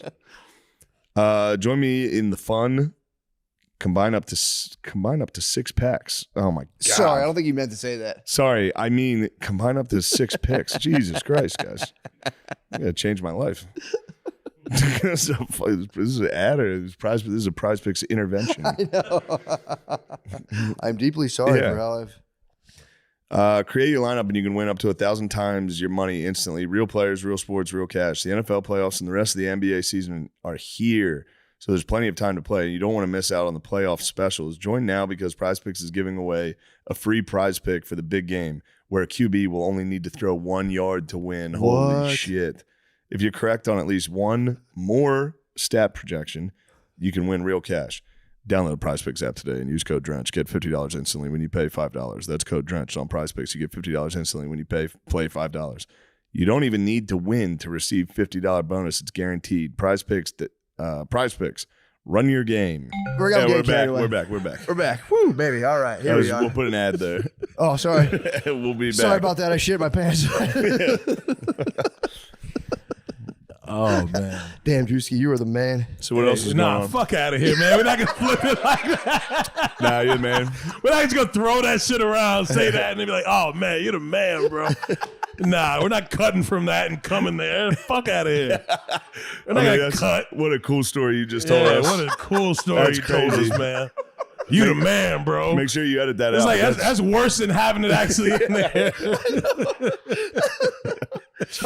Oh, fuck. Nah. The Wild Wild West. I don't know, man. There was the court testimony of that one producer who got like led along, and he said like he would try to like mix tracks, and Diddy would just fucking scoop his balls. Like he said that in court. That's what he claimed. That's legal document. But we've also talked That's about neither it. here nor there. That's fun. I That's know guys nothing having fun. about that. Yeah, Scooping balls I is wasn't- fun. That's yeah. guys having fun. I that agree. could also have been Diddy might have been he might have liked horseplay. He might- And sometimes people take that the wrong way. That's true. That's not horseplay, by the way. That's I will that's say not a nut check. Nut check is like a quick Yeah. fap. It's not. you don't ever walk up behind your boys and go, Nah, Can't wait to party with you later. Yo, this is getting out of hand. you don't ever go behind This is them and getting out of hand. Oh man. go, you're a good girl. Nah, man. You're a good girl. Yeah, this probably isn't good. Yeah, nah. Yeah, this now is- we're back. Yeah, we're gonna have to scratch all this shit. No, it's fun stuff.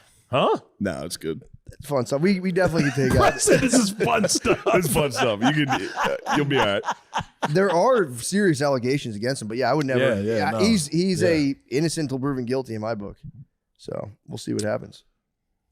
Why you look at me after saying that? Like, just look at the fucking camera and say, it. Don't look at me. Dude. Yo, bro's looking at me and say, hey, here's what it is, right? Rule 1 of filming. I'm not gonna. You get it. You know it. It is what it is, ain't it? Hey, man, that's your prerogative. Let's man. switch gears. Yeah. Let's switch gears. Yeah. Yeah, the Cassie law. I'm kidding. Oh man. So what else? So yeah, I actually did want to walk through this with the house. Mm-hmm. Like, are you shy to like do like intimate acts with like around a camera crew, or like how do Nah, I you do think with this show's like a different side of, everything that I've ever done. You're being a little sweetie on the show. Yeah, wait, huh? You're being a sweetheart. Yeah, what's the different side? Yeah. Oh, just being sweet. You're being a little sweetie. We can't go from the last topic and just go there and start talking about sweetie. I'm switching gears. Yeah. This is a Let's switch completely gears different without topic. saying. All right, so it's but no, you I think a ton of women in a yeah, house. no. Totally different But topic. I do show a different side on the show though, for sure. It's Yeah. just it's not the CEO character that you may see on like could have been auditions. It's still hilarious. It's a great show, but it does have, me getting, serious with some of the girls and like trying to see what's going on. Yeah. This would be awesome. So, Yeah, but to answer my question, how do you separate? No, for real. Like, if you got the camera crew there, do you got like? Is that kind of? Nah, awkward? I've never fucked on camera. Okay, that's what I'm asking. Yeah, nah. I didn't fuck none of the girls in the house. Okay, Actually. so just like Nah, hand we- jobs and shit. No, we didn't do none of that shit. Nah. We I got you. No hand jobs in this.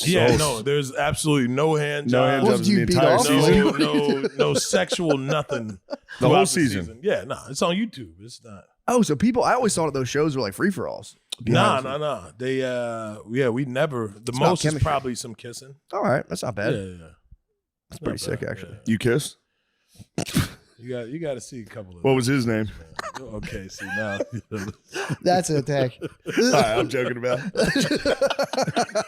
Nah, it was some studs in there. So yeah, I understand. They prefer to be called that. All right.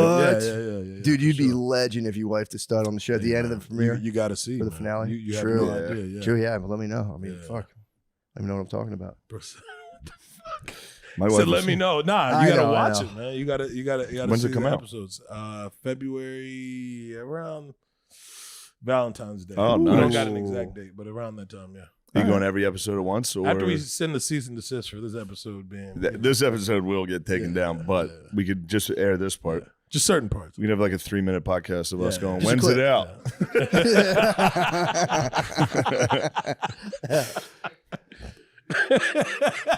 Great. It's a 3-minute pod. Are you going to do it like all the episodes at once? Or are you going to do it weekly? I think we'll do Every few days? Yeah, no, we'll do weekly for Yeah. sure. Just because last time we got a little carried away with editing. We didn't have a full team. We only had like one guy. Oh shit. So it was like so stressful. That's crazy. So we started doing bi-weekly, then it went like a month by, and then the fans were confused. They're like, what the fuck's going on? Yeah. Yeah. So that happens. Yeah. What's next? What's next on the docket? Just doing more shit, man. Just trying to. We have a Netflix show in the writers' room process right now, so we have that going on. Kudos to your show as well. Thank you. On there. Yeah. Thank you. Why didn't I've never seen your boy on there. This is my first He's show. in it. You Dude, can't I see him. dissolved into He's the too good role. of an Yeah, actor. I dissolved into the role. Most people don't even know it was me. Oh, you blended. He's the blended cop. He's the cop on the show. Oh, you're the cop. Yeah. Oh, okay, so that's He'll come method in. acting. Yeah. You're doing a little bit. Yeah, okay. I didn't notice that. Nah, that's I've got to dig. No, deeper. for real. He just My has family he has didn't like a know it was me. mustache and a crew cut and a helmet and glasses. Yeah. That's People probably didn't why. know it was him. Yeah. Nah, that's dope, man. Yeah. You involved everybody around. Nah, that's Everyone's in it. what we're trying to do. So yeah, we have some dope shit cooking up over there, and just doing more commercial shit, more shit. Like we have the shit with me, Kai Cenat, Kevin Hart. We're working on a movie right now. Oh, nice. With that, so yeah, we've got a lot of shit cooking up, man. That's it'll awesome. Be dope this year for sure. This is that year of like expansion, Yeah. trying to do more shit in like public eye, Mm. and the same amount of shit still on social media, but also branching out to like the mainstream shit. Yeah. Not after they see this fucking podcast, it won't be. But I think you've done a good job. I don't think you you've killed said it, bro, anything for real. wrong. Matt, on the appreciate other hand, you have some explaining to do. he's What did I do? he's fucked, man. I'm just trying to move the conversation. Yeah, man. Good shifting though. Good shifting. Thanks. Yeah. I thought my drone show was gonna be a topic for a while, and no one gives a fuck. Yeah, well, I couldn't get nobody into cares that. about Like the I mean, it was sick. You saw it, but I got kept to see it. hearing. I was so excited. I kept hearing about it on the news, and I was just like, it was like the Chinese spy balloon. I was just Do y'all like, change all right. these mic covers? I'm smelling Every something time. on these. Every time. Every time for sure. Yeah. No, never. I don't think that's crazy. It smells. Mine doesn't smell. Mine doesn't smell either. Sure. It might just be. But we should that might just probably- be the house smell. Could be. We You know should. why people's houses have that different smell on it. They do have different smells. I'm glad you said different instead of bad. It's not all the 'cause- same. Yeah. Although this But it particular is a house certain does smell. bad. Do y'all have This- dogs? Y'all got dogs? No dogs. That's I just had whites. dogs. That could have been in my house for a while. Yeah, there's no dog here. Cat? Nothing? Nothing. It's just it smell. It's like an aroma. I don't know. It's a certain one. I don't know. Fuck it. Yeah, nah. Maybe just that might just be for different people that's been here on the podcast. Yeah. How many people have y'all had on the podcast? Not that many. Okay. Yeah, that just might be the house. Then. It's the house. Yeah. Okay. But there's some sewage issues with the front half, and the house does occasionally smell like shit. Okay. Yeah, it's kind of fucked up. And I keep trying to get it fixed, and Is for it some really, though? reason, plumbers don't believe me. I go, bro, I swear to God, the house smells like shit. And then it never No, I didn't smells. smell that bad. I don't smell that. It's just like it's like a. You were it's being like a racist pet. against No, whites. no. I wasn't at You all. did. No, You no, said no, you no, did no, no, all no. white I people don't- smell no, like no, dogs. No, I don't want to say that. You did because do I white people wasn't. smell No, like dogs. It's just no. I felt like a pet has been in here off of the mic smell. It's Yeah. not necessarily everything. And it's wet dogs, to be specific. Okay, White people, White smell, people smell like wet wet dogs. dogs, Yeah. I never thought that. No, I've heard No, that. I thought you guys had pets. I do. I have 2 dogs. So Mm. could be them, or it could just be Could just be the whites. Yeah, let's wrap this. So shit you're up. doing this is the white part of your press tour, and you're going to come in and say we stink like dogs? No, not at all. Not at all. No, I don't. No. The mics trying to win it? definitely have a smell, but I don't think the house. Does your mic smell like a wet dog? I can't smell Mine it. doesn't smell like it. That's yeah, what- that's we what I can't smell. it. Fox can't smell his own hole. You know? Smell his. Nah, yeah. Smell his. Let's trade. Oh yeah, this one does smell a little. Yeah, I said it is. Yours actually smells like a regular mic. Yeah. Yeah, this is totally scentless as well. Oh, did we give him the butt mic? The what? The what? Oh, the blue one's supposed to be for the. Oh, you got the butt mic. We record farts does on this that mean? podcast, and we fart into. I'm If somebody has to fart, we. No, He's I'm joking, kidding. I'm He's joking. kidding. I would He's never- kidding. He's I would kidding. never do that. That'd to be you. crazy. That would be for real. I mean, Bro, call. He said y'all give him the butt mic. You would have every reason to be very, very Nah, upset. seriously. that'd be Yeah. so disrespectful. Nah, that's weird. That'd be so disrespectful. But no, we wouldn't do Nah, that. man, y'all are doing a lot of amazing shit, and I got to give you all your credit for sure. Thanks, man. First time meeting this guy. Thank Yeah. you, bro. Very cool. Thank you, man. Right back Yeah. at you. Yeah. For Shane sure. put me on your stuff. I was like, this is the best shit. Yeah, I've we ever watched seen. Oh, not We the watch best it all shit. the I don't time. think you said It's that. pretty fucking But awesome. yeah, well, No, it's, it it's is. all right. It's We watched pretty the fucking auditions. I just watched the one where the kid was like, "My dad's the president of the NAACP." Yeah. Well, Fucking hilarious. He 100% fucking lied. Yeah, Just right there's away, not a Druski's chance like, that guy's "Well, that's dad not true. Your dad Well, lied and then to you. he Your dad lied went to you." on to tell me that his dad was like the president of the fucking Walmart parking lot. So I'm like, yo, why would you sit here? That was one of the first times ever in auditions I've broken character like fully. Like I could not stop laughing. Yeah. Because he just continuously. And then he was kept just like, "All right, I'm lying. done with that." And then here comes a tragic story. Yeah, there's more then just another trauma. He tragic just story. trauma dumped on me the whole time. And I'm like, God damn, bro, what the fuck do you want from me? Yeah. Like I have nothing else to give. That was Like great. I have nothing. Yeah, nah, he had so many people that died in his family. That's what he did. That was his. That was like for real. The guy's audition. Oh, he was dead ass though. He was dead ass about all that. Jesus Christ. Yeah, but it was so funny, man. He had a good soul. He was the man. Yeah, You could tell he was a good guy. yeah. He's one of those dudes that you just be like, man, I'd love to hang with him again. And Are I there really- are there any little people on the show this year? like midgets? Yeah. Yeah. There's a couple midgets on this. I was gonna say there's typically typically what? they're running around. Like I thought. Nah, they're around. Yeah, they're around. Yeah. With the could have I've been never love, yeah. seen more No, we've- midgets than when I put on anything with you. There's always a midget. He's coming There's in. always a midget involved somewhere somehow. Nah, they're just attracted to me, man. I don't know what They it are. is. It's good. You have yeah. a good dynamic with them. Yeah, for sure. Nah, we've had fun with a lot of those little people. Yeah. They're an ancient that part what of they call entertainment, too. They are an ancient part. If you were of like it. a prince passing through town, you needed at least like 5 or 6 Yeah. jumping midgets. Are you serious? To complete the ensemble, yeah, I think so. Honestly, that's not far off. Yeah. Yeah, swear to God. Yeah. You could. I was in a museum and they would just paint them. Yeah. Yeah, they because courts like a royal court would You have hire to you call to them paint. them like that. Like it's Paint them. Pay the midgets. uh, Yeah, but imagine you're Not a even them. You got to paint them. Imagine being like a barbarian, like ransacking ruler. You're sacking the town. You just see like a midget under a bench. You'd be like, bro, get in here. Yeah, you toss you're him part of in the squad now. the caravan for sure. Like, let's ride. Okay, well, they're not. They're actual people, guys. I know, Yeah, But I'm They're saying, not just you know. objects. No, for of sure. course. Yeah. But I'm saying in the mindset of like a barbarian then. warlord. Yeah. Back Not then. now. Yeah, back then. Not now. Yeah, we don't treat them like that. now. No. No, but back then, you get you. You're get part of the squad now. You get it, right?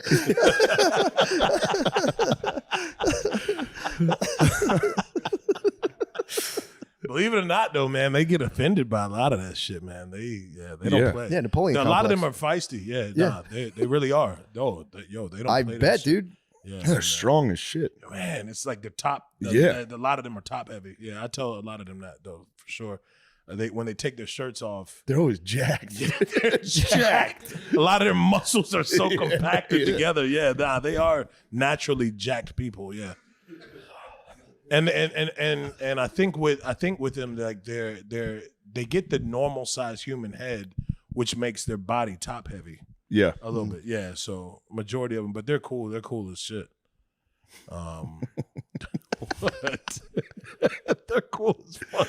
Bro. Yeah, of course. Yeah, no, I think that's what's so nice about it is you treat them like regular people. You make fun of them. It's great. No, I don't make fun of them. Nah, I never do. No. You get it, right? I get it. I mean, trust me, I get it. I don't know why who are you lying to right now. I watched the show. I watched the fuck out of the show. Every time you say something, I go, God anybody damn. that we have come through there, we treat them good, man. And, Yeah, they have fun. They have fun. yeah, and we give them a lot of opportunity. That's the big thing with what we do. We try to give them more opportunity to gain money. And Now, do you like get them an Uber home or do you fire them out of a giant cannon? How I do they said, get- do you fly them out of a giant cannon? Yo, what the fuck? I'm just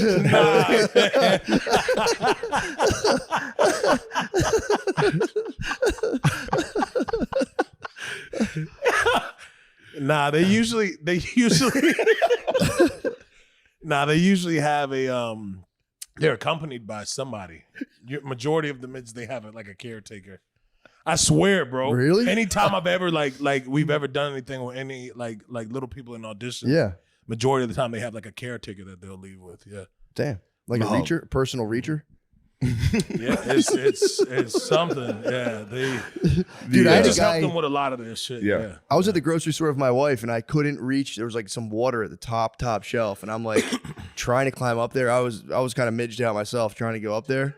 And dude, this big tall guy comes and I'm like, my wife's with me. I'm like, hold on, give me the card. This guy's like, I'll get it for you. And I was like, dude, get the fuck out of here. No way. I just climbed up the cart and grabbed it. Yeah, you can't let that happen. Oh, hell no. Dude. You cannot let that happen. No, I would have had to have left my family. I'm like, bro, they're yours now. Oh, man. I've been disgraced. This guy's sick, man. Think of it like a strong guy carried something for you. That's what I'm saying. That's like just as bad. Dude, it was like, and he wasn't trying to be a dick. I get it. He's like, Yeah. I'll get it for you. And I was like, bro, no disrespect, but you got to get the fuck out of here. I'm going to Yeah. get this jug of water for myself. I was like, I appreciate you, but get the fuck out of here right now before I freak out. Nah, man. Kind of turned my wife on, though, if I'm being honest. You being scrappy or the tall guy? I think both of us combined. Yeah. What the fuck? I'll get you going. We're just kidding. We're kidding. We're just We're joking. just joking. You get it. Both of y'all married, right? No, I'm not. Just me. Not yet. Not yet. Why'd you take a big sip of water after I said I had a tiny sip of water.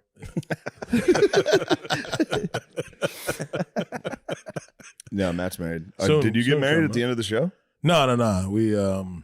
you know, We'll find out. yeah, Yeah, you guys yeah. got to find out what happened, man. It's an interesting situation. I'm sure it will be. Yeah. And it's out around Valentine's Day. Yeah, it'll be on YouTube, on Druski under my name on YouTube, and man, we're airing that shit out every week, so be ready. And there's also gonna be like different ways you can vote for different shit, you know. So Oh, it'll be nice. dope. Yeah, Nice. Well, that'll be good. I think we've done it. Yeah. damn you did right, it. because we got to get the fuck to the airport. I'll tell you that. Oh, shit. What Sorry time is about it that. right now? Oh, okay. shit. Sorry Yeah, about we're that. ready. No, Yeah. you're good. Dude, thank you so much. Yeah, thanks No, a I lot, appreciate man. y'all having And me, man. honestly, if you guys think of anything that you want edited out, we will. Yeah, just cut. Yeah, no, we definitely. I definitely was gonna have a talk with y'all once we cut that camera off. I definitely have a lot of things to talk to y'all. We're about. gonna edit some stuff out. Yeah, Druski, yeah, well, thanks for joining us. yeah, thank you, man. Hey, let's get the camera off. There you go. I'll talk to them. Mr. Novak, how you doing, bro? Man, How you like the Mister? I've been trying to be way more respectful lately. have you? Mister, yeah. The Mister would just fucking piss me off.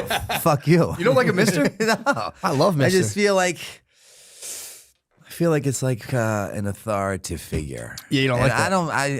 I have You don't a like problem with like authority and conforming. Where's the authority problem you think come from? My fucking father. Yeah, but I he was is a just crazy drug addict, Hell's Angel guy. But he know? was still authoritative. He was still like, in his own demonic, fucked up way. Yeah, you know what I mean? yeah, Like yeah, he yeah.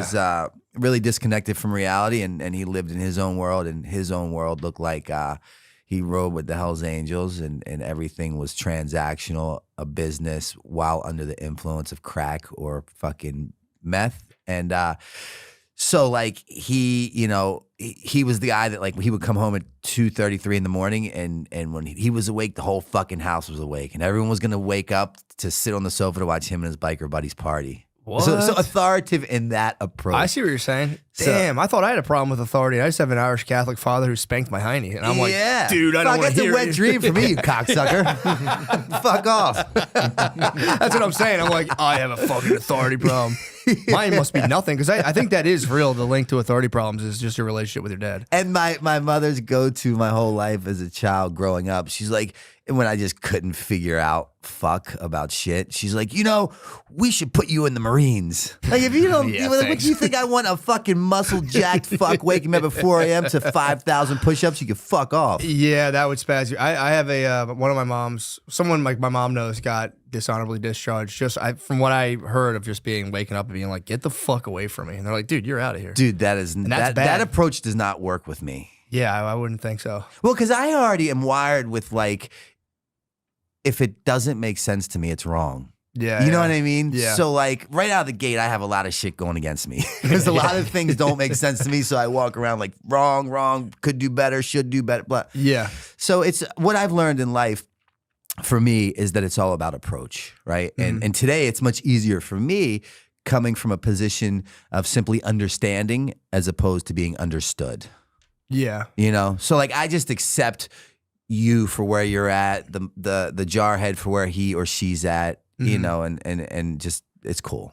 Yeah, that was something that blew my mind during COVID, and I've like mentioned this before, but I still can't get over it. Like I didn't realize how much I did this, but like, especially during like so before COVID, I didn't know that I was really doing this, but I'd go through a supermarket and like every person I saw, it would just be this like weird invisible battle in my head where I'd be like, look at this fucking guy, fucking pussy jerk off. For Then I would sure. see a lady and like, fucking chick's not even hot. Is she looking at me? No, she's not, fucking bitch. And like, and you're doing this like crazy maniacal thing in your head.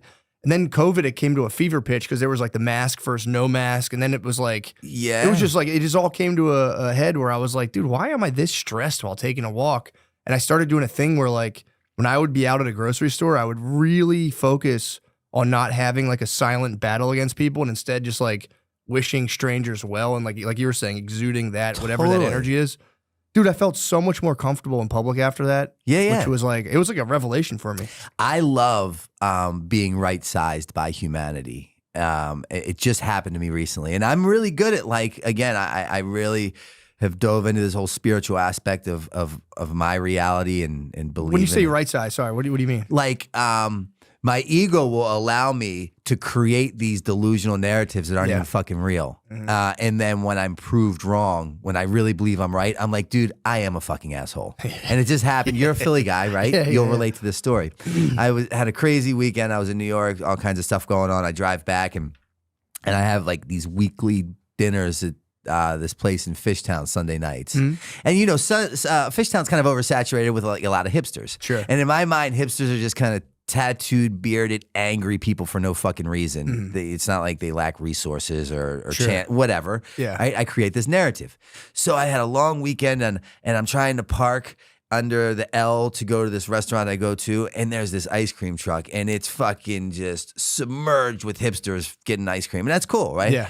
But as I'm doing this 3-point turn, someone I've actually like, oh, he's fucking pissed, dude. He's got a problem. So now I haven't even seen the getting person. revved up. I'm ready. And I'm like the most fucking passive aggressive. Like I cringe at the thought of confrontation. But if you caught me on the right time, I'm like, it's fucking on. Yeah, let's go. So as I'm parking, I see him, and it's a hipster with tattoos and a beard who I already have created an issue with, but I don't even know this person. Yeah. And he locks eyes with me as I'm hoping he would so we can fucking get to it. Yeah. And he goes, oh shit, you're so-and-so. And I'm like, yeah. And he goes, dude, I fucking love your work, man. And he had a camera in his hand and he was taking portraits and You stills. just He's socked like, him in the he's like, face. can I get a photo of you? This is what I do. And I'm like, dude, fuck yes and fuck me, right? Yeah, Because like yeah, I yeah. walk around just like at times, Yeah. and that's what I mean by really enjoying being right sized. Because Yeah. I have a job sometimes that consists of knowing everything, right? And that places me in a lot of positions that I don't really like to enjoy. Yeah. When you say you have a job of no, what do you mean? Because like, you know, for so long when I was caught up in addiction, right? When logical people who knew how to stay sober would suggest to me what I might want to do in order to save my life, I'd suggest why they should fuck off. Yeah, Because yeah, I know. I was too smart for my own goddamn good. Right. And then I got to this place where the pain became so unbearable. I was able to look back and recognize that like every common denominator in every one of my problems was me. Yeah. And maybe if I just get the fuck out of my way, I might stand a chance of living a better life. And what I do know is that I don't know. Because when I think that I know, there's no open mind. I am not teachable, and I'm definitely not willing to try anything that I don't agree with. Yeah, yeah. Which just sets me up for a fucking, you know, all these terrible experiences. Yeah, take me back through that. So what was like, how did you, like, what's your story? Like, how did you get in that? Obviously, you're saying like, you know, family or, you know, home life, not great. And then like, eventually to like, you know, gaining a ton of notoriety. Like, what was that like for you going from like the beginning to like the thick of all that stuff? Well, it's a very interesting narrative and storyline, I believe. Because I come from Baltimore and you're obviously from Pennsylvania, so there's a lot of similarities at this table. But coming from that home life of a pretty chaotic household and a father who was pretty out of his fucking mind, I believe I was genetically predisposed to addiction or alcoholism. And that paired with the atmosphere I was brought up in, it just made sense. Yeah. But throughout that journey, I was blessed with a skateboard and I fell in love with skateboarding and another guy from Baltimore named Bucky Lasik. Yeah. Who I played him on Tony Hawk for sure. He's I know my you're talking fucking, about. he's the man. He's the Really? legend. And he was from Baltimore and he kind of recognized the talents I possessed. So he took me under his wing and got me sponsored by Powell. And that's where the skateboarding world took off. But then we would go to Cheapskates in Pennsylvania, the skate park. Was it Boards and Blades or what? Boards and Blades was later After? on, Okay, and right, that right. was right off Route 1 right there. I was a young boy at Boards and Blades, and you would Totally. see like Bam Yeah, and we Squab would come come through, skate and I'd there. be like, oh, we filmed like some of fuck. the CKY shit there. Yeah. Like the stunts and stuff. Yeah. Naked Dave doing an ollie over the pyramid, and then Bam, I think kicking him or punching him or something like that. Yeah, that was always legendary. You guys would come. We were like 12. We'd be like, oh, dude, fuck. Yeah, Like trying to do one heel flip, like this fucking rules, dude. I'm gonna get sponsored. It's it. Pro board coming. Oh, it was As soon as I get this heel flip, Yeah, they're coming. Spitfire's coming for me, dude. Once I get that. need a manager at this point. Too overwhelming. But nonetheless, so I meet Bam, and then we at that skate park called Cheapskates, which was clearly before your time. If Yeah, Boards and Blades was when you started. Yeah. And Where was Cheapskates? I don't know. It was in Okay. Pennsylvania, and we Somewhere. would drive up. Right on. And Bam would always be there, and he wasn't sponsored at that point. Bucky and I were, and we were instantaneously became thick as thieves. Mm-hmm. And we'd practice for this one contest every year, which was the NSAs. They'd have in Bricktown, New Jersey. Okay. And either he would win or I'd win. And one year I didn't show up, and he was there, and he went to Bucky, and he's like, yo, Bucky, where's Novak? And Bucky's like, I think he's on heroin. And Bam, at such a young age, was like, well, what's that? Right? And not such a young age, like 12, 13. It was like 16, 17. But That's pretty young when still. you're consumed in like a nice, wholesome life that revolves around skateboarding and a good family, like you don't have conversations that consist of those words. Yeah, sure. So it was at that point that his career in skateboarding totally excelled and took off, and mine went to complete shit, and I chose to pursue a life of heroin and addiction. Fast forward some time later, I'm really sick one day. I can't come up with any money. But at this point, I wouldn't even acknowledge a skateboarder, right? It was like, it was the equivalent of like looking at the woman you like get away, the love of your life. Yeah. You're like, dude, if I just did a little like, so it hurt me like that. Yeah. So I'd avoid skateboarding like the plague. But one day I was really sick and I couldn't come up with money. So I decided to go to this skate shop in Fells Point called Select. And I asked, when I get there to try to get some money, like, we're not going to give you money, but Bam was here yesterday with the Toy Machine team. And he asked if we ever saw you. We said no. And he said, well, if you do, give him my number. So he leaves his number. And a couple days later, I call, and it was the number to Fairman's skate shop in town. Westchester. Yeah. And I called Fairman's, right? Timing is everything in life. I call Fairman's. It's not even his skate. It's not his house. It's Fairman's. I'm a homeless heroin addict. I pump in some change into the fucking payphone, right? And this change is like my lifeline, right? So I got my finger on the thing. Like if it don't answer, I don't get beat for the money. So I'm like, but Dave answers. He's like, yo, he was just here. He's next door at Kuma, which is the sushi restaurant in town. He's like, hold on, I'll go get him. So he goes and gets him, comes back, and then that night I'm on a Greyhound bus from Baltimore to Westchester. And he's like, yo, come live with me. You know, you can at this point he had done the CKYs and then Viva La Bam had just started, and he allowed me to be a guest on the show and started to get paid by Viacom, and I could do all this shit. I just couldn't. I could have a credit card. I could live at his house rent free. I just wasn't allowed to do heroin. Okay. That was the stipulation. No problem. I was cool with like Coke and alcohol because that was like I wouldn't steal your shit when I wanted more Coke. Yeah. you know? That makes sense. So that was kind of how I like. And then throughout that process, Bam would always be like, yo, your stories are like the fun. He always loved the positions I ended up in as a direct result of my heroin addiction. Like letting gay men shave my asshole for rent money and fucking, you know, letting men blow me for more dope and just getting stabbed in the head with an ink pen and fucking like all this nonsense. So he's like, yo, you can live at the house. And now I'm starting to get appearances in Jackass. He's bringing me along and he kind of calls me like his walking television.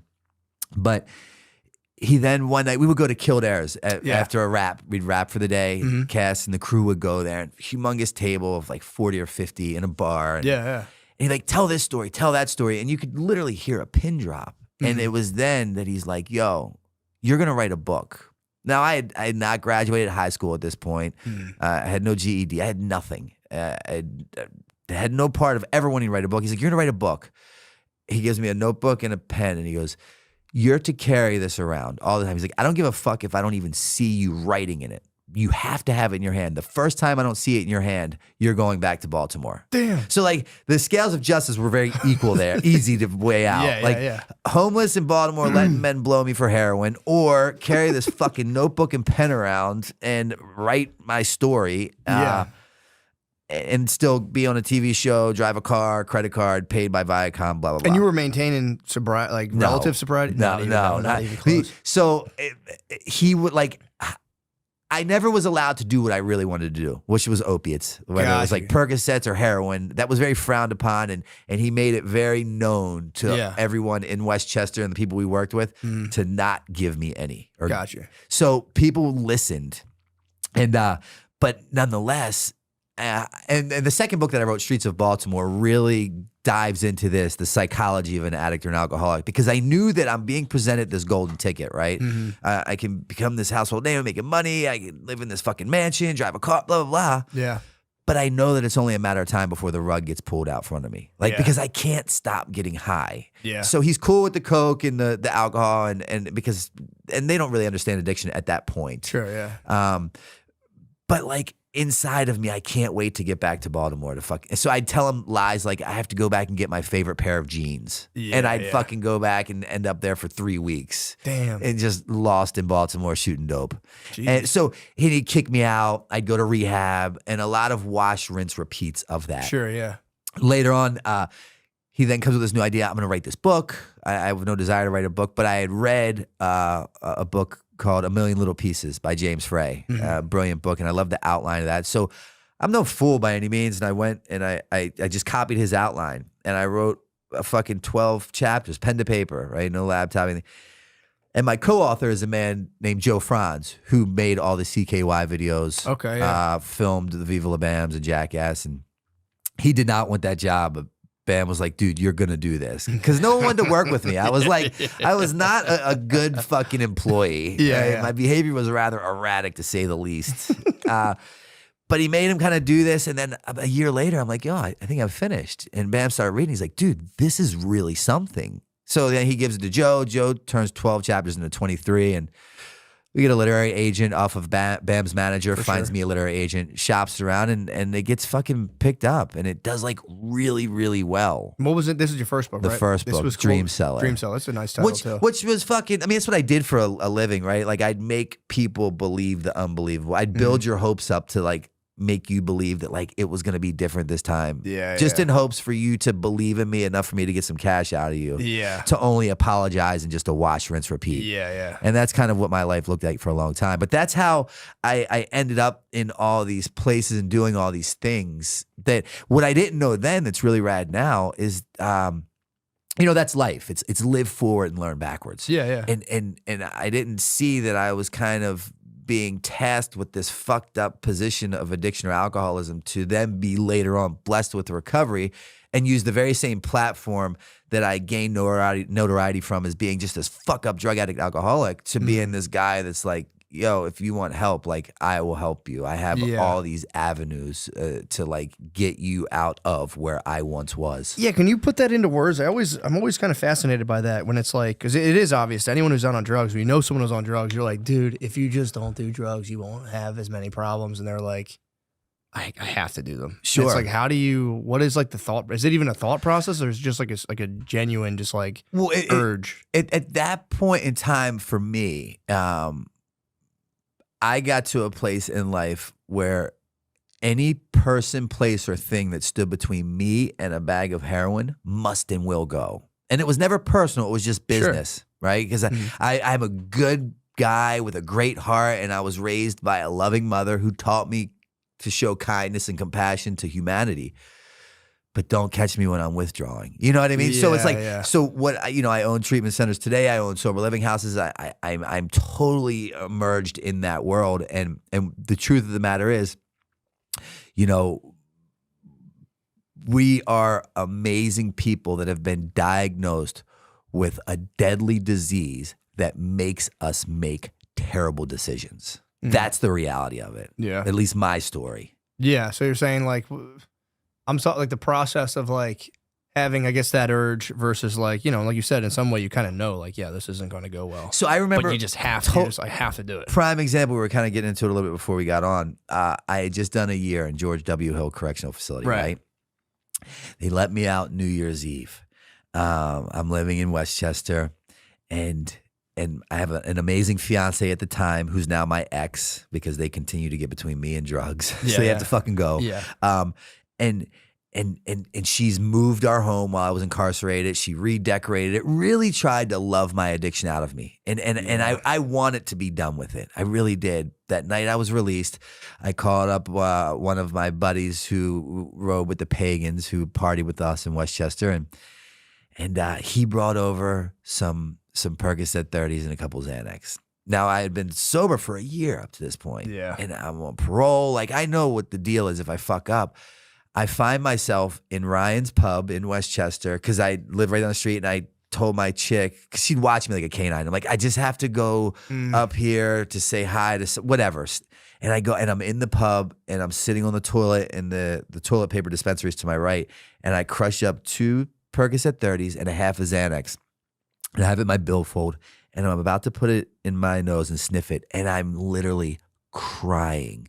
I uncontrollably crying. I can't stop crying because I know that as soon as I do this, I'm going to begin that behavioral pattern that takes me where I don't want to go and makes me do things I don't want to do, but I can't control myself. Yeah. You know, there's that's a good explanation there's no of it. room for logic at that point. Jesus, man. And that's kind of what my day in, day out looked like for a long time. Yeah, that's a good explanation of it. Because I know it's not like a thing with like words. It's just kind of like you know, you also don't. And it's like it's pretty fucking rugged, man. I remember that night. I'm in the bathroom. I'm doing this, and I could hear people out in Ryan. You know where Ryan's is, and they're having a good time. They're waiting for the ball to drop. They're laughing. They're fucking playing. They're cheersing, and I'm in the stall just crying uncontrollably with a fucking rolled up bill up my nose, getting ready to sniff everything I love away. Oh, and that's what addiction is as a whole. But it didn't start that way, you know? Yeah. How did you end up starting to do heroin? Because that was like a big jump from like skating. Yeah. Like, was it the pills first? It was the fucking hallmark progression, you know, the alcohol, the weed, stealing the herb from the dad, and then the blow, because he sold a lot of blow. And things just progressively got worse, but mine was genetic. So, you know, I have a mother who was a nuclear physicist. I have a brother who is an attorney who works in the White House. That's awesome. I have a sister who works in the hospital my mother ran, but they are by a different father. I'm the only one by my father. Gotcha. He was an addict and his father was an addict. Yeah. You know, so I believe I was fucked from the gate. Yeah, that makes sense. The thing now is that like, it's like, you know, my poison has become my medicine, and like it's turned out to be the biggest blessing that's ever happened in my life. Yeah, that is the thing. I feel like addiction, it is like it's almost like a weird spiritual practice if you think about it. You just kind of like, rather than like meditating, you're just getting so fucking high all the time. Totally. Your life just collapses, and then now you have to really kind of, it gives people, I think, a deeper appreciation for life.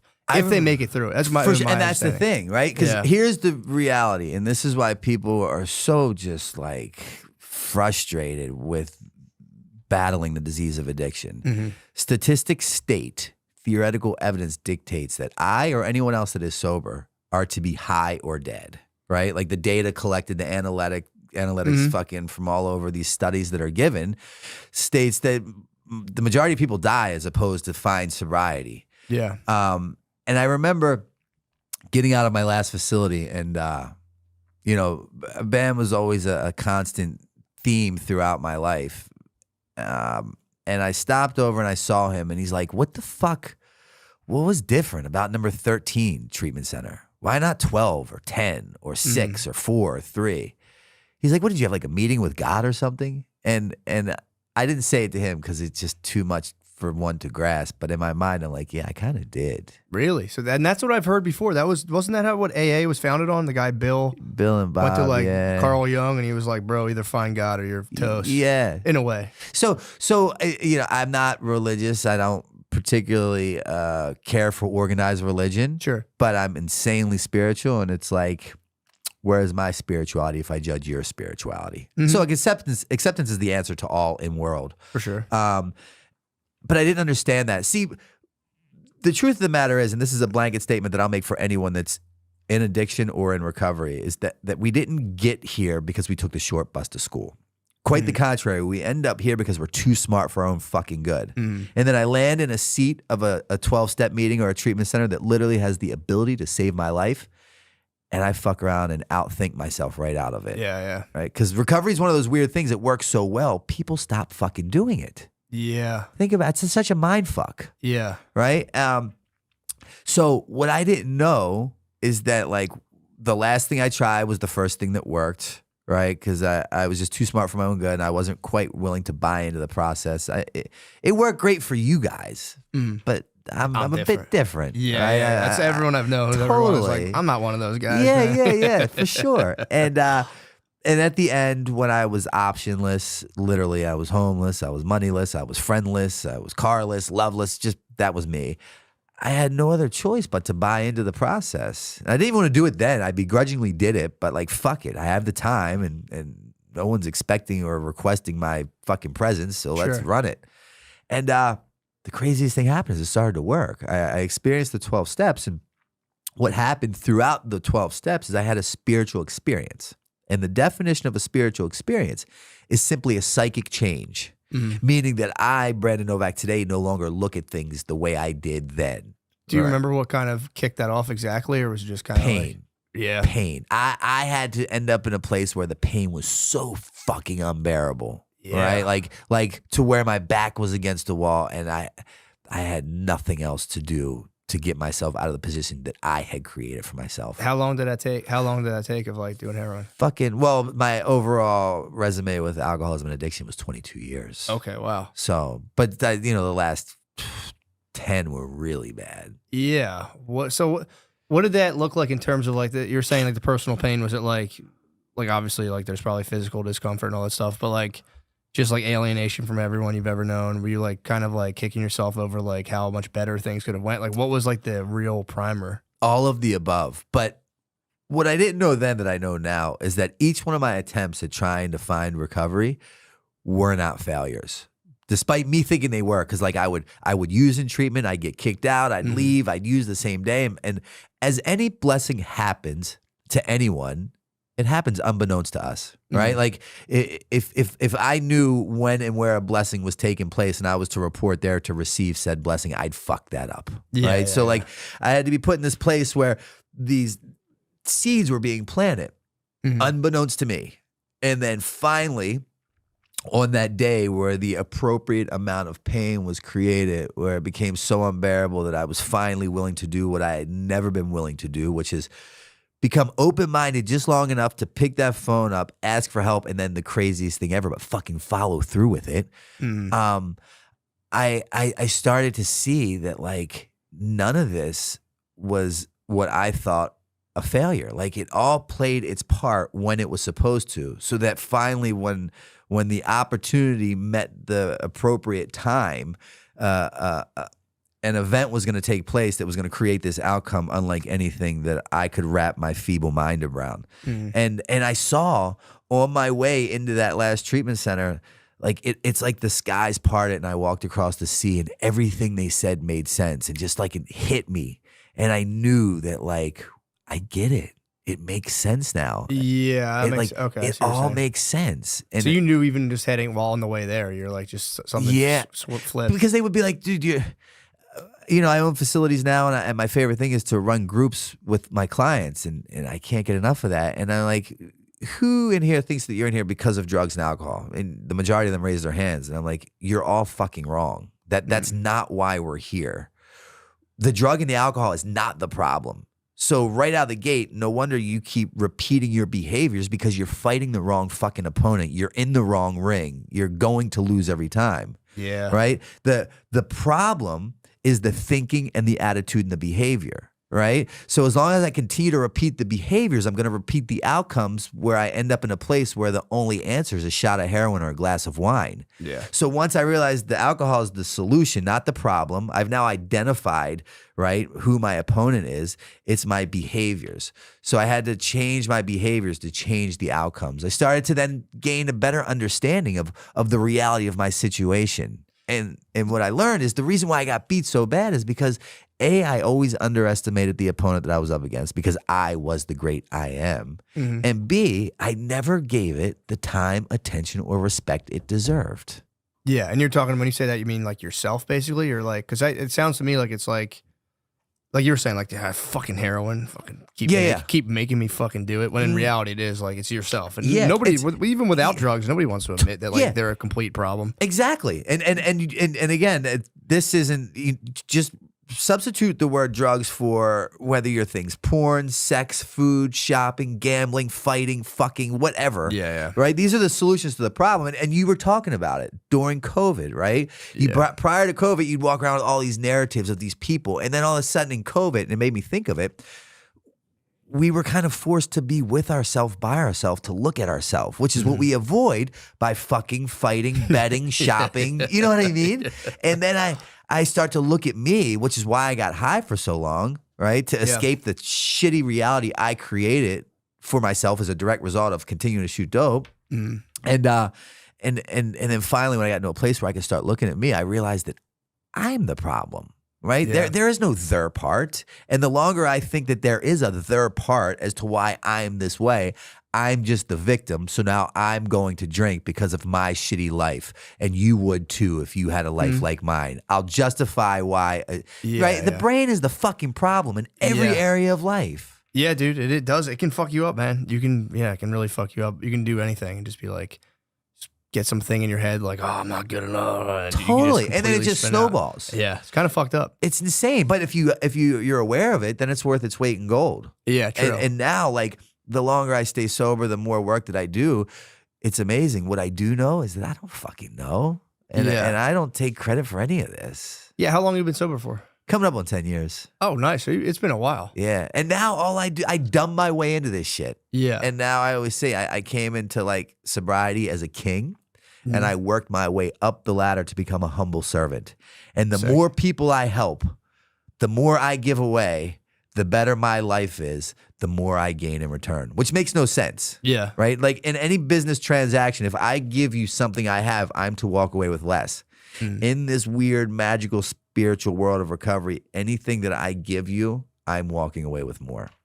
Yeah, dude, that I remember that was like a weird shock for me when I went to school for social work for a while, a couple years ago, and I would get like inmates housing. That was like a thing I did for like one of the field placements. And then there was this one guy who was a fucking pain in my ass. He'd always like call me and just be like, "You're not doing shit." Blah blah blah. Sure. He was under the gun because they were gonna take his kid, a bunch of shit if he didn't find appropriate housing. And I remember the day I found him a house, we're both in this place, and I called him up. And I was like, "Yo, dude, we got it." And we both were so happy. And I was like, that was such a funny. Yeah. For something so dumb it's a big deal. It's a house. But I remember like I won this like comedy contest and I was like, this is it. And then I got the guy a house and it was literally the same feeling. Again, it was the same exact feeling of like timing and opportunity meeting to create a beautiful outcome.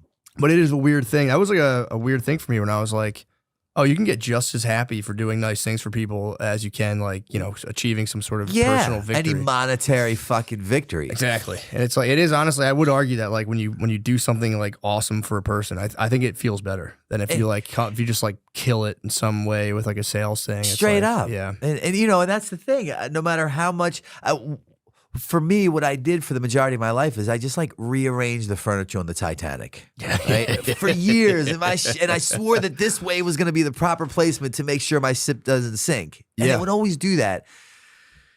And then I learned that like it is what it is, right? Stop overcomplicating a simple process, and because the world kept right sizing me, and I just I took me out of the equation. I thought less and just did more. Because I surrounded myself with like people who genuinely were also really good people that were just trying to make humanity a little bit better today than it was yesterday. Yeah, that is a nice thing. And it's one of those things too. It's one of those things I think people sneer at. They're like, making the world better. It's like, Sure. What the fuck else are you going to do, dude? Yeah, Like, yeah. just be a dickhead all the time. But it's like, I feel bad for, personally, it's like, so you have, people, they go through, drug addiction. There's like this whole thing. It's like, everyone, when, I would imagine you're a drug addict, there's like a part of it, like everyone knows I'm an addict. People are talking shit on me, everyone, blah, blah, blah. But then almost like you reach a point where you're like, I don't give a fuck. And that's like a very freeing experience eventually. Whereas there's people who don't ever, fall into a deep drug addiction, but they never get to really face their own like self-defeating mental patterns. And in a way, it's almost like the person, in my opinion, who goes through addiction and gets out of that ends up having, I think, a richer existence than if you never really have to face that or come like face to face with yourself and like really look at yourself. Because there's people who get through life good on, on paper, but it's like, they're tortured. Absolutely. And it's like, I always thought it was like a shame. I couldn't agree with that sentiment anymore. That's a spot on fucking example. Because everyone I know who's in recovery is like, they're very open. There's like I almost like you can tell. It's like, okay, this person really has turned a corner, because it's like something switches, and it's like nobody really knows exactly what that is, but it really is the most consistent factor is having some sort of spiritual experience or like like an awakening experience. Studies show that people that do what the studies show that sober people that do what other sober people do in order to stay sober have better odds of staying sober. So like there's not a black and white one size fits all. And you can try another method or another avenue that could equate to the same result. Mm-hmm. But I got to a point where the stakes were way too high and I was tired of rolling the dice. Mm-hmm. And I kind of wanted to start working smarter, not harder. So I just bought into what the group does in order to stay sober. But the funny thing was, you said it, it's all a thinking problem, right? Mm. And I always have this alcoholic brain that lies to me my own voice. And it always makes me believe the unbelievable. Yeah, and it creates these delusional narratives. And I walked around for years thinking that no one in this world knew that I had a problem but me. Oh, really? Yeah. Like I thought that I was kind of keeping it contained. Mm-hmm. Just enough to continue to enable my behaviors, which is getting high and justifying the outcomes. So that's crazy. You really didn't think people were like hip to you at all. Not nearly as much. So I didn't, right? I thought that no one in the world knew that I had a problem but me. And then when I finally bought into the process, what I learned is that everyone in the world knew that I had a problem but me. Yeah, that's right. I was the last person. Why? Because I possessed that job that consists of knowing everything. That's really funny. And I'm like, fuck. Right. And, that's so funny. And that's what I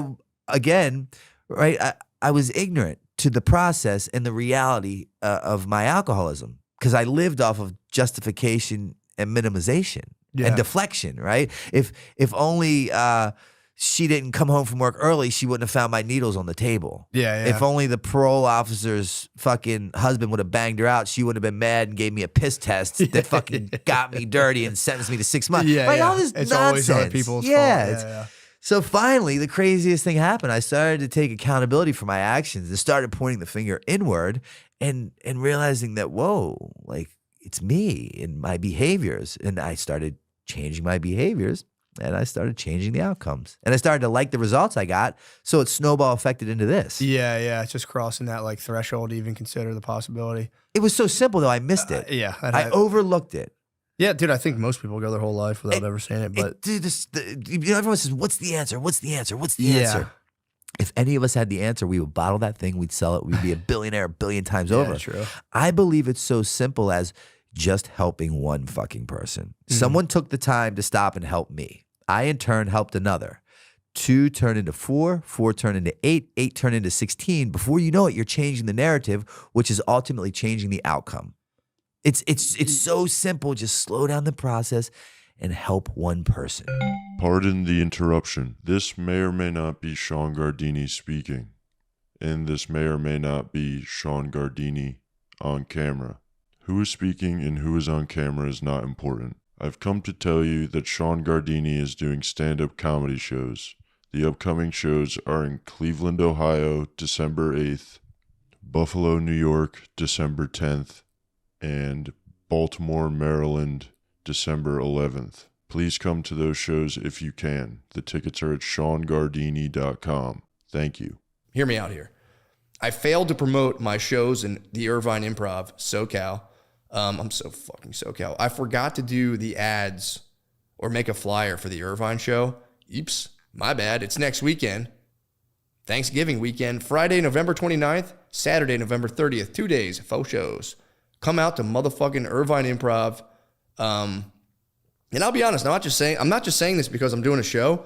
I love Irvine. Irvine was the first place I went to in California. And I was telling someone recently, I'm like, I fucking love Irvine. And they lived in LA. And like, are you kidding? Are you trying to be funny? I'm like, no, why? And apparently everyone from LA just snubs Irvine. Like, I would never. Fuck you guys, dude. Irvine rules. LA's fucking bullshit. Irvine, we're talking Laguna Beach. We're talking motherfucking Newport Beach, conservative ass stronghold down there in SoCal, dude. Shit. Come out. I love Irvine. It's literally the first place I went to in California. I'm very excited to go there. I'm going to bring my whole motherfucking family. We're all going to do Thanksgiving out there. It's going to be sick. So Irvine Improv, Friday, November 29th, Saturday, November 30th. Let's go. Let's show these LA fucking pussies, dude, who's really fucking SoCal. They're not fucking SoCal. They're north of Irvine, bro. Yeah, so how did you get into the recovery homes? When did you start that? And like, what was that like? I had my get well job was washing dishes for $6 an hour in Levittown, Pennsylvania. Oh, nice. At a diner called Mary Ann's. At 38 years old, I'm busting suds in the back with a coworker who's fucking 14. Damn. My brain told me that, and this is after skating, Jackass, fucking author. Yeah. My brain told me I should have at the very least been the president of the United States. And I'm fucking busting suds with Brian here for $6 an hour. Yeah, what was that like? Struggling. I had heard the word humility, and it sounded fucking cool, and it rolled off the tongue right, but try swallowing that fucking thing. I'm 38 right now, dude. Yeah. If I had to bust the suds. Imagine fucking you leaving here and going back to Levittown, Pennsylvania, to Mary Ann's Diner. Shout out to Rich, and they were great guys, and the owners, and busting suds for $6 an hour. Next to a 14-year-old How long did you do that for? 1 year. That's long. That's I had no idea what my next move was going to be. Right? Yeah. Because my qualifications didn't state that I had any, like, special qualities. I know what you mean. You can't be like, yo, let me hop on a TV show real quick. Yeah. Or like, let me fucking, I don't own a computer. I skipped that whole, I went from skating to heroin. Yeah, I wrote my book pen and paper. I can pawn laptops great. I don't use them. Even to this day, I don't email. I got my first ever computer during COVID. I used it 7 times and gave it the fuck away. Really? Yeah. So are you on like, do you fuck with like the Instagram and all that stuff? Okay, I so like do that. But like the thought of an app gives me anxiety. I got what you're saying. Yeah. And I'm just like stubborn by nature. So you're busting the suds for a while. Then how did you get into the recovery space? But I started like that job that I thought was so fucking beneath me turned out to be the foundation of who I am today. And I think by social standards and regards, I could be considered a pretty successful guy. I have all these different businesses and properties and blah, blah, blah. But it all came from washing dishes. I started to like show up early. I'd stay late. I took pride in washing these dishes. I called out 1 day in a whole year because of a snowstorm. Like those behaviors started to change. Then my outcome started to change. I started to become self-sufficient. For the first time in life, I was paying my own recovery house bill, $165 a week. I was buying my own groceries, my own cigarettes, not relying or depending on anyone. Yeah. I stopped like, and then what happened was, someone asked me to speak at a candlelight vigil for someone who had passed away. And because, the 12-step program, AA, it's anonymous. So you don't know really what's going on there.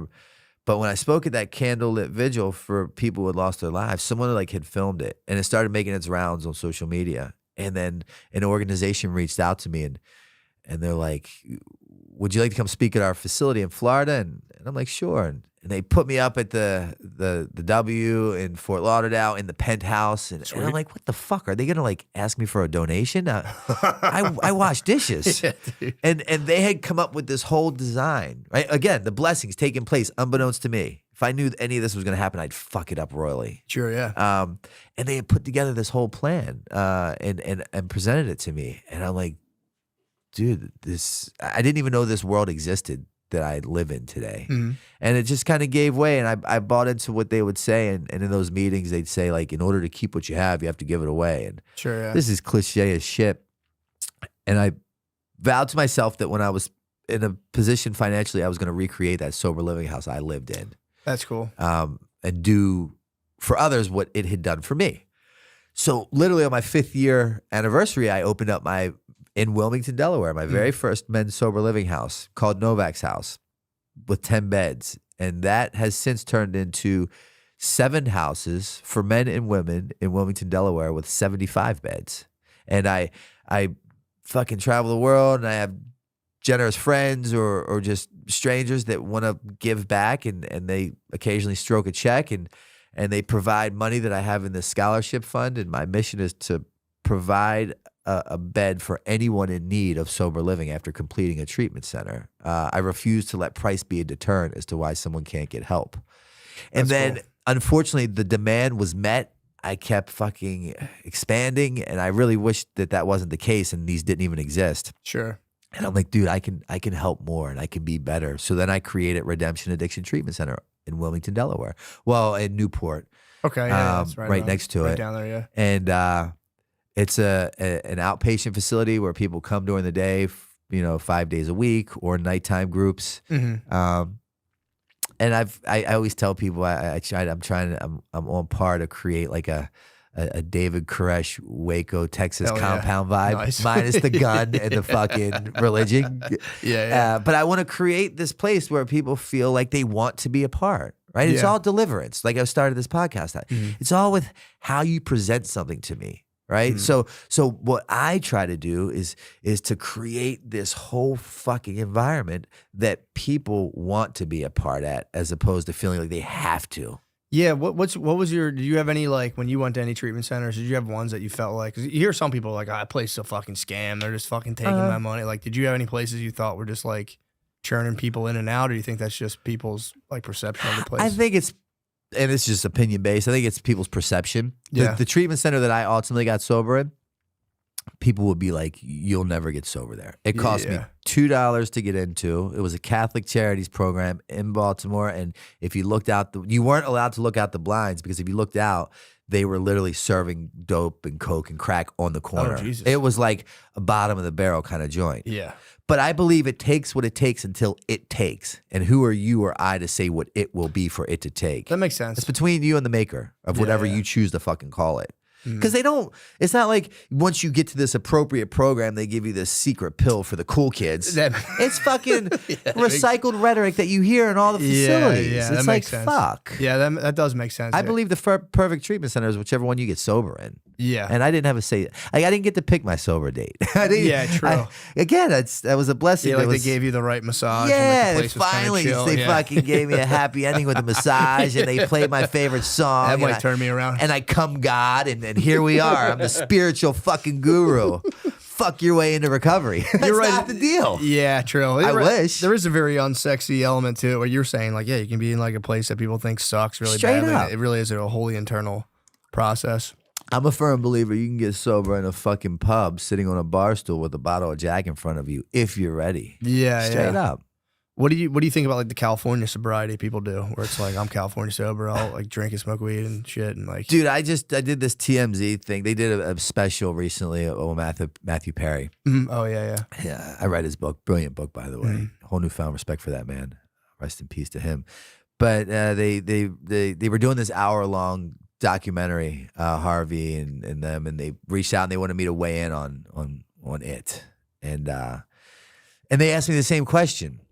And the truth of the matter is, I'd be really ignorant if I sat here and pretended to possess the answer of like how to live a perfect life with coming up on 10 years sober. That's like, my mother'd be like, fuck you, asshole. You should have did it your whole life, you idiot. Yeah. So like, all I know is my narrative because it worked for me.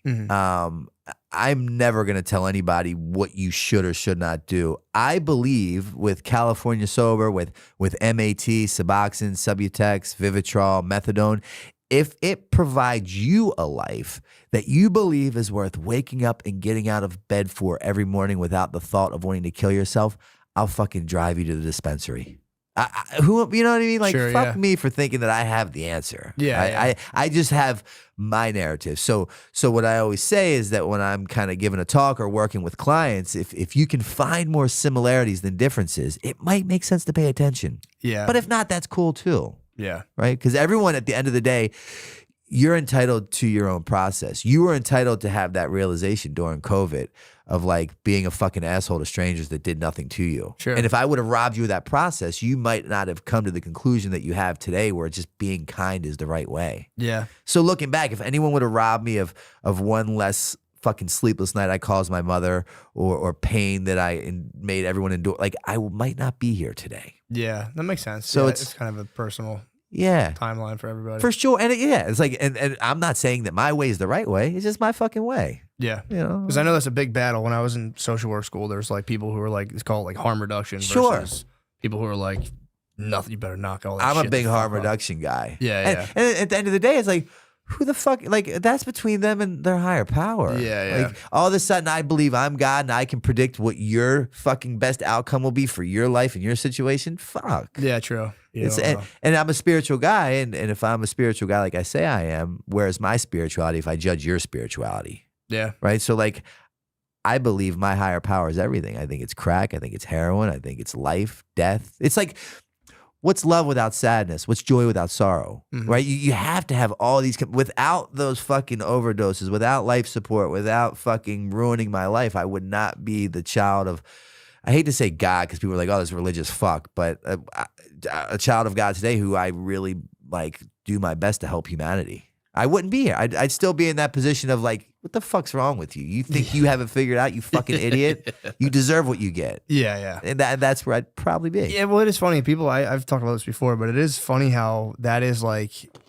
the God talk's taboo now. Before Totally. it was like you couldn't talk about sex. Now you can be like, I'm fucking jizzing. And everyone's like, but if you're like, Yeah, they had the whole Me Too movement at that point. true. Yeah. Yeah, that. But if you mention God, people are like, what the fuck? Totally. And it's like a pretty wholesome, I think it's a very wholesome concept. But it got tainted by, I think, people just being like the religion aspect of being like, you're going to hell because you fucking came. For And sure. It's like that. And that's a shame. But sucks. But you need those people, right? Those people are just as important as the other ones that aren't those people to make me realize how much I don't want to be like that.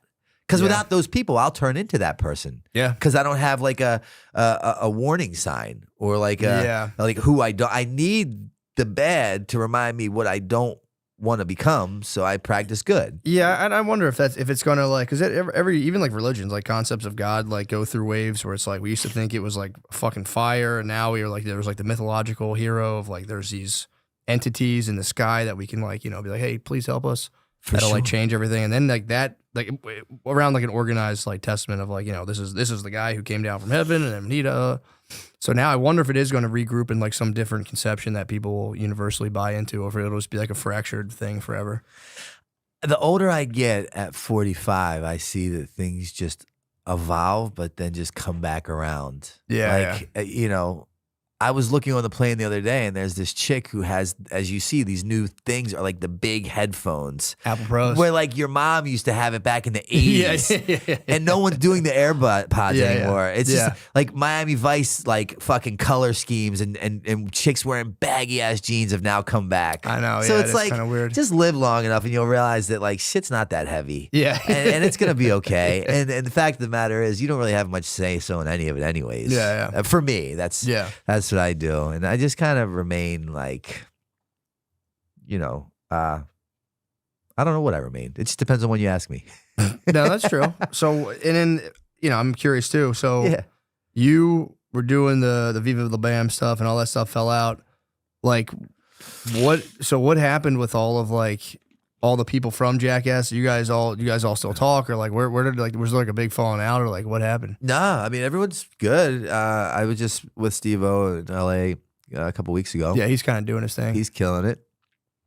Pontius, I love him. I speak with him. And those two guys I probably speak to more regularly than the most. Bam is, battling his own demons. Yeah. And unfortunately, because of that, we seem to be in two different places where there's just not a lot in common at the moment. For sure, So yeah. we don't really just pick up the phone and chat. I think if I had to make a prediction of what would kind of connect us again, it would probably be skateboarding.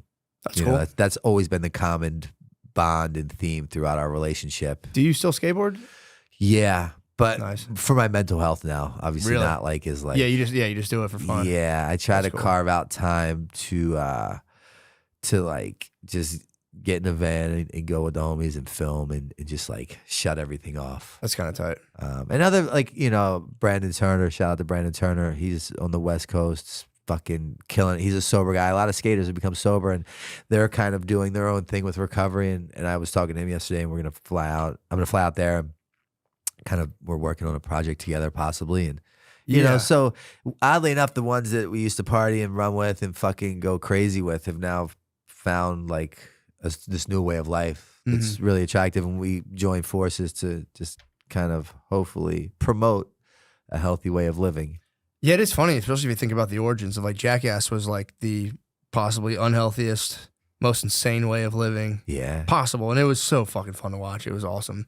But it is funny to come full circle and be like, now we've all actually chilled out immensely. And dude, Steve-O is like so fucking sober. There was a point in time where I thought about asking him to be my sponsor. And I'm like, dude, I don't know if I want to get like that sober. Yeah, like he's like a shout out to him, but he's like someone that motivates me. But he's like, you know what I mean? He's authentically like what you see is what you get, and who he is who he is, and it does not waver no matter where or what he's doing. It's brilliant. Yeah, it's pretty cool, man. And it's also one of those things like, you know, sobriety, again, if you're just kind of kicking around, you're going out to get drinks every Sunday, you don't necessarily have, you know, like let's say like a problem quote. Yeah. It is one of those things that I think when you're, you know, drinking a lot or like partying, it's like, it's almost seems alien. But it like, if you really like strip it down from like, you know, take substances out of it, I always thought it's a really like it's cool for a person to be able to remain with their thoughts in their own state of consciousness rather than, you know, you constantly escape it. It's like, all right, I'm gonna get stoned, all right, I'm gonna get that. And you're constantly jumping out. But I think it is a serious like sign of mental strength to like, and people do like sober October, which that must be kind of funny when like the whole world's like, we're gonna be sober for 1 month. And you're like, all right. But I've seen me do that. So like, fuck yeah, I'm all about it. True. But it's gotta be funny in like 10 years. Like, oh, I'm glad you're having fun. For sure. There is something I think that is like, especially the older you get, it's like, it does take mental strength to like sit with yourself, you know, not being able to kind of leave your consciousness like a little bit by, you know, doing like, oh, I want to get a little high, I want to do this, blah, blah, blah. Totally. And I think it's like, it's a genuine virtue that I think gets skipped over. People are kind of like, yeah, dude, fuck, I'm going to have a couple beers, fuck that. Like people kind of dismiss it a lot, especially when you're drinking. But I always thought it was like it's hard to do. It's like, it's very hard to do. And it takes like, you know, when you can't kind of jump out of yourself for a little bit, it forces you to work through, you know, the kind of, you know, whatever, broken gears in your head. I make a point to let people know that in my programs, right? Because the people that I'm working with, they're coming in, they have a week, they have 2 weeks, they have 4 days, they have 1 day, and they're sitting in there and they're feeling like they're not enough. They could be doing more. They should be further along. And I'm like, look, what you're doing, the majority of society is not. Who wants to strip away their escape routes to be forced to look at themselves, right? With themselves, by themselves, without having any drink or drug to escape the terrible reality that you've created as a result of your addiction and man up and fucking walk through it. I'm like, I will walk with you people. You people are the ones that I want on my team right now. Like at fucking over 10 years and you are the people that I fuck with, right? Like, and there's a lot to be said with that because I don't just give my time to anybody. Sure, yeah. So it's like, I really make it a point because I know in early sobriety, it's like you know, those week, 5 days, 30 days, 60 days, it's like of sobriety. It's like a bipolar roller coaster ride from hell. Yeah, I can right? imagine. You can be above heaven high. The wind can blow wrong. You're like below hell low, trying to figure what the fuck just happened. So it's important to give people the credit of it takes a lot of work to end up in that position for fucking 2 days sober. Yeah, it's and I always say it takes so much longer to get 2 days sober than it will to get 2 years sober. Yeah, because you're just sitting there looking at the clock and you're like, yeah, should I not? Can I not? Should I say fuck it and just do it? Should I not do it? You're still consumed with the actual drink or drug. You're just not partaking at that moment. Yeah. And to make it through that, to address all these ailments and start to look at you without an escape, that's fucking big boy shit. Yeah, it sucks. And most people don't do it. Yeah, I know. And that's okay. I need those people that don't do it to show me why I really need to keep doing it. For sure, yeah. Right? It's all perspective because they told me at treatment if I changed my perception, I could change my world. Yeah. And I bought into that shit. You know, and believe it or not, they were fucking right. Yeah. No, it's pretty sick, man. I'm happy for you, man. That's awesome. Yeah. You know, it's like I'm stoked. I'm grateful. But who really is like my mother. my friends, my employees, the police, the probation, the parole officers, the judges. You know, life has become a better place to be in with my sobriety, not only for me but for other people. Yeah, and I always, like you were saying, the service thing's big because especially when you're like, you know, if you're in even with, you know, with or without drugs, if you're just like living a negative existence, you're usually convinced like in order to conquer my own negative existence, I have to achieve at some level that just somehow like shuts all this down and people will realize and they'll like me. Whereas like in recovery, it's like, or you can just like help people. Yeah. And it gets the same thing. Like if you're like lonely, it's like, well, rather than trying to be the man, just go volunteer. Yeah. And you'll get that, like, it's like a quick route into kind of like a nice social existence. And everyone just is like, no, I have to conquer the world. Yeah. It's like, too no, easy. It's too simple. Exactly. It's really fun. I always thought it was kind of funny. It's like, it's a simple fucking approach for an overcomplicated thinker. Yeah. And that's why I say smart people generally have a hard time getting it. Yeah. You know, I had to dumb my way into this position. And that was through me being beaten into a state of reasonableness as a direct result of my behaviors. But it doesn't have to get that way, right? Like one of my business partners, I met him in treatment. It was his first attempt ever at getting sober. And he's remained sober. Really? He just was like fucking up. So it's like, and that's the frustrating thing. Most people are like, well, why can't my level get it at number 1? Why does he have to get to 13 like you? There's no black and white. It's such an individualized process. And if you look at the statistics, it's very sad because it states that you're not going to win. Yeah, but I'm here to fucking say, like, you fuck that. Yeah, like, not only am I going to win, I'm going to fucking kill it. I'm going to own it, and it's going to turn into be my biggest blessing. Yeah. And if I can do it, so the fuck can you. There's nothing different between us except for what I was willing to do.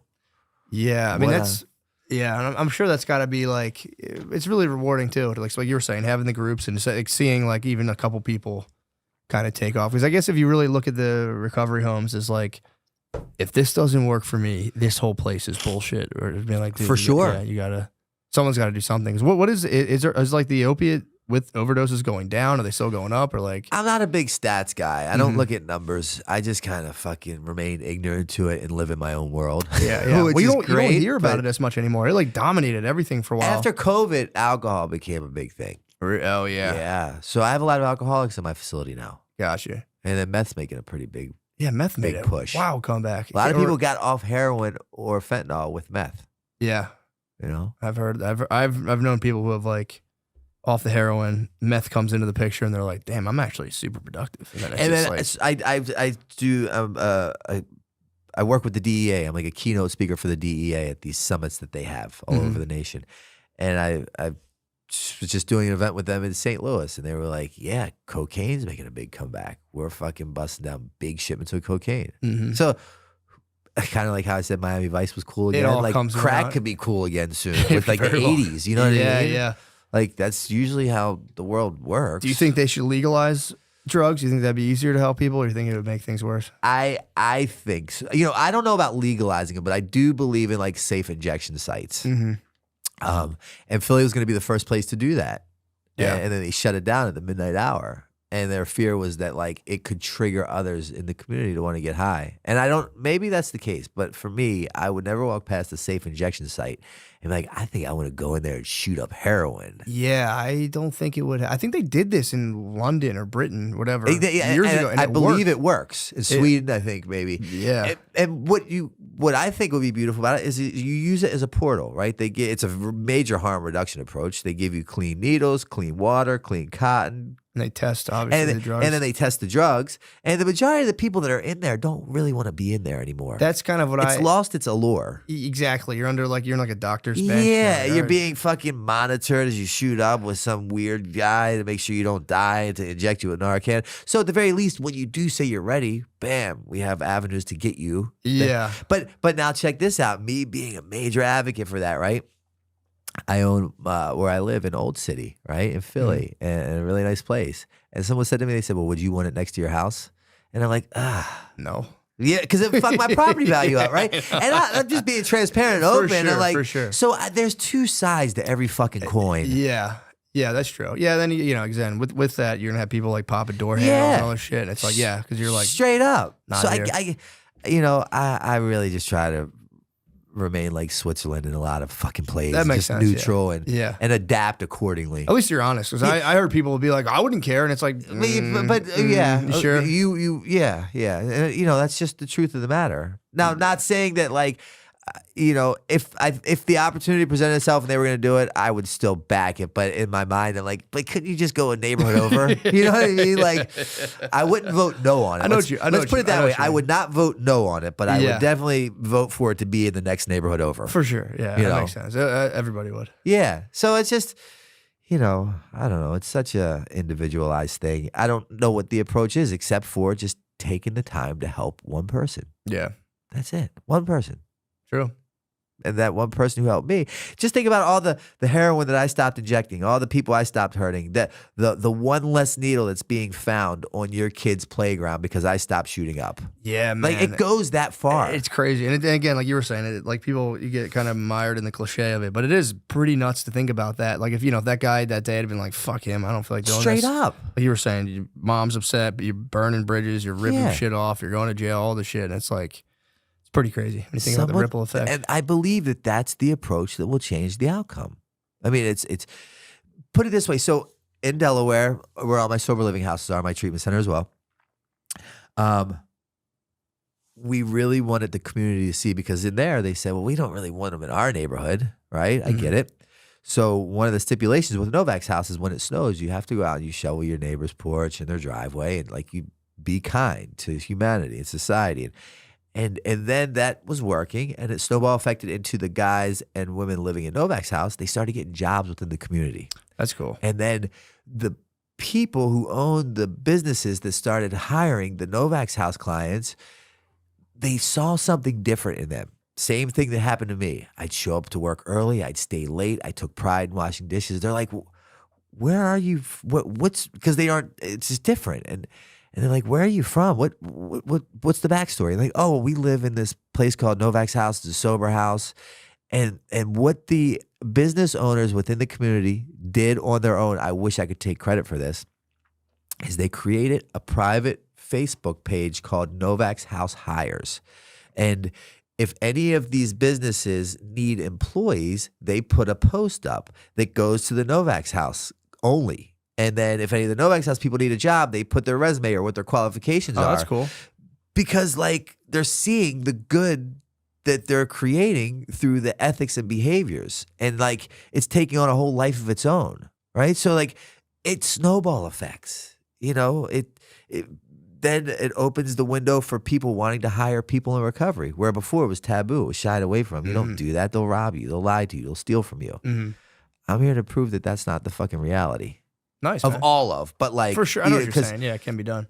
But you know, the old saying is if you haven't been ripped off in AA, you're not helping enough newcomers. So it's like, no, that makes sense. But that's fucking awesome, man. Yeah, and again, I'm not creative enough or intelligent enough to create that. It's just me stepping out and letting the process play out. Oh yeah. Well, dude, I think that's it, man. Thank you so much, bro. I really appreciate that. I enjoyed this. I'm pumped to hear about that, and I enjoyed it too, man. I'm really happy to hear, you know, it's good to hear people taking their time to help the world. Like that's still a thing, because I think a lot of people for sure just get so, and it's not like a bad thing. I would say I'm guilty of it too, getting consumed in the rat race. I'm the worst. Yeah, I have to jump out of it every day. Straight and up. What the fuck am I doing with myself? Yeah, once you hit to that point where you hit the wall, right? Yeah. Daily, yeah.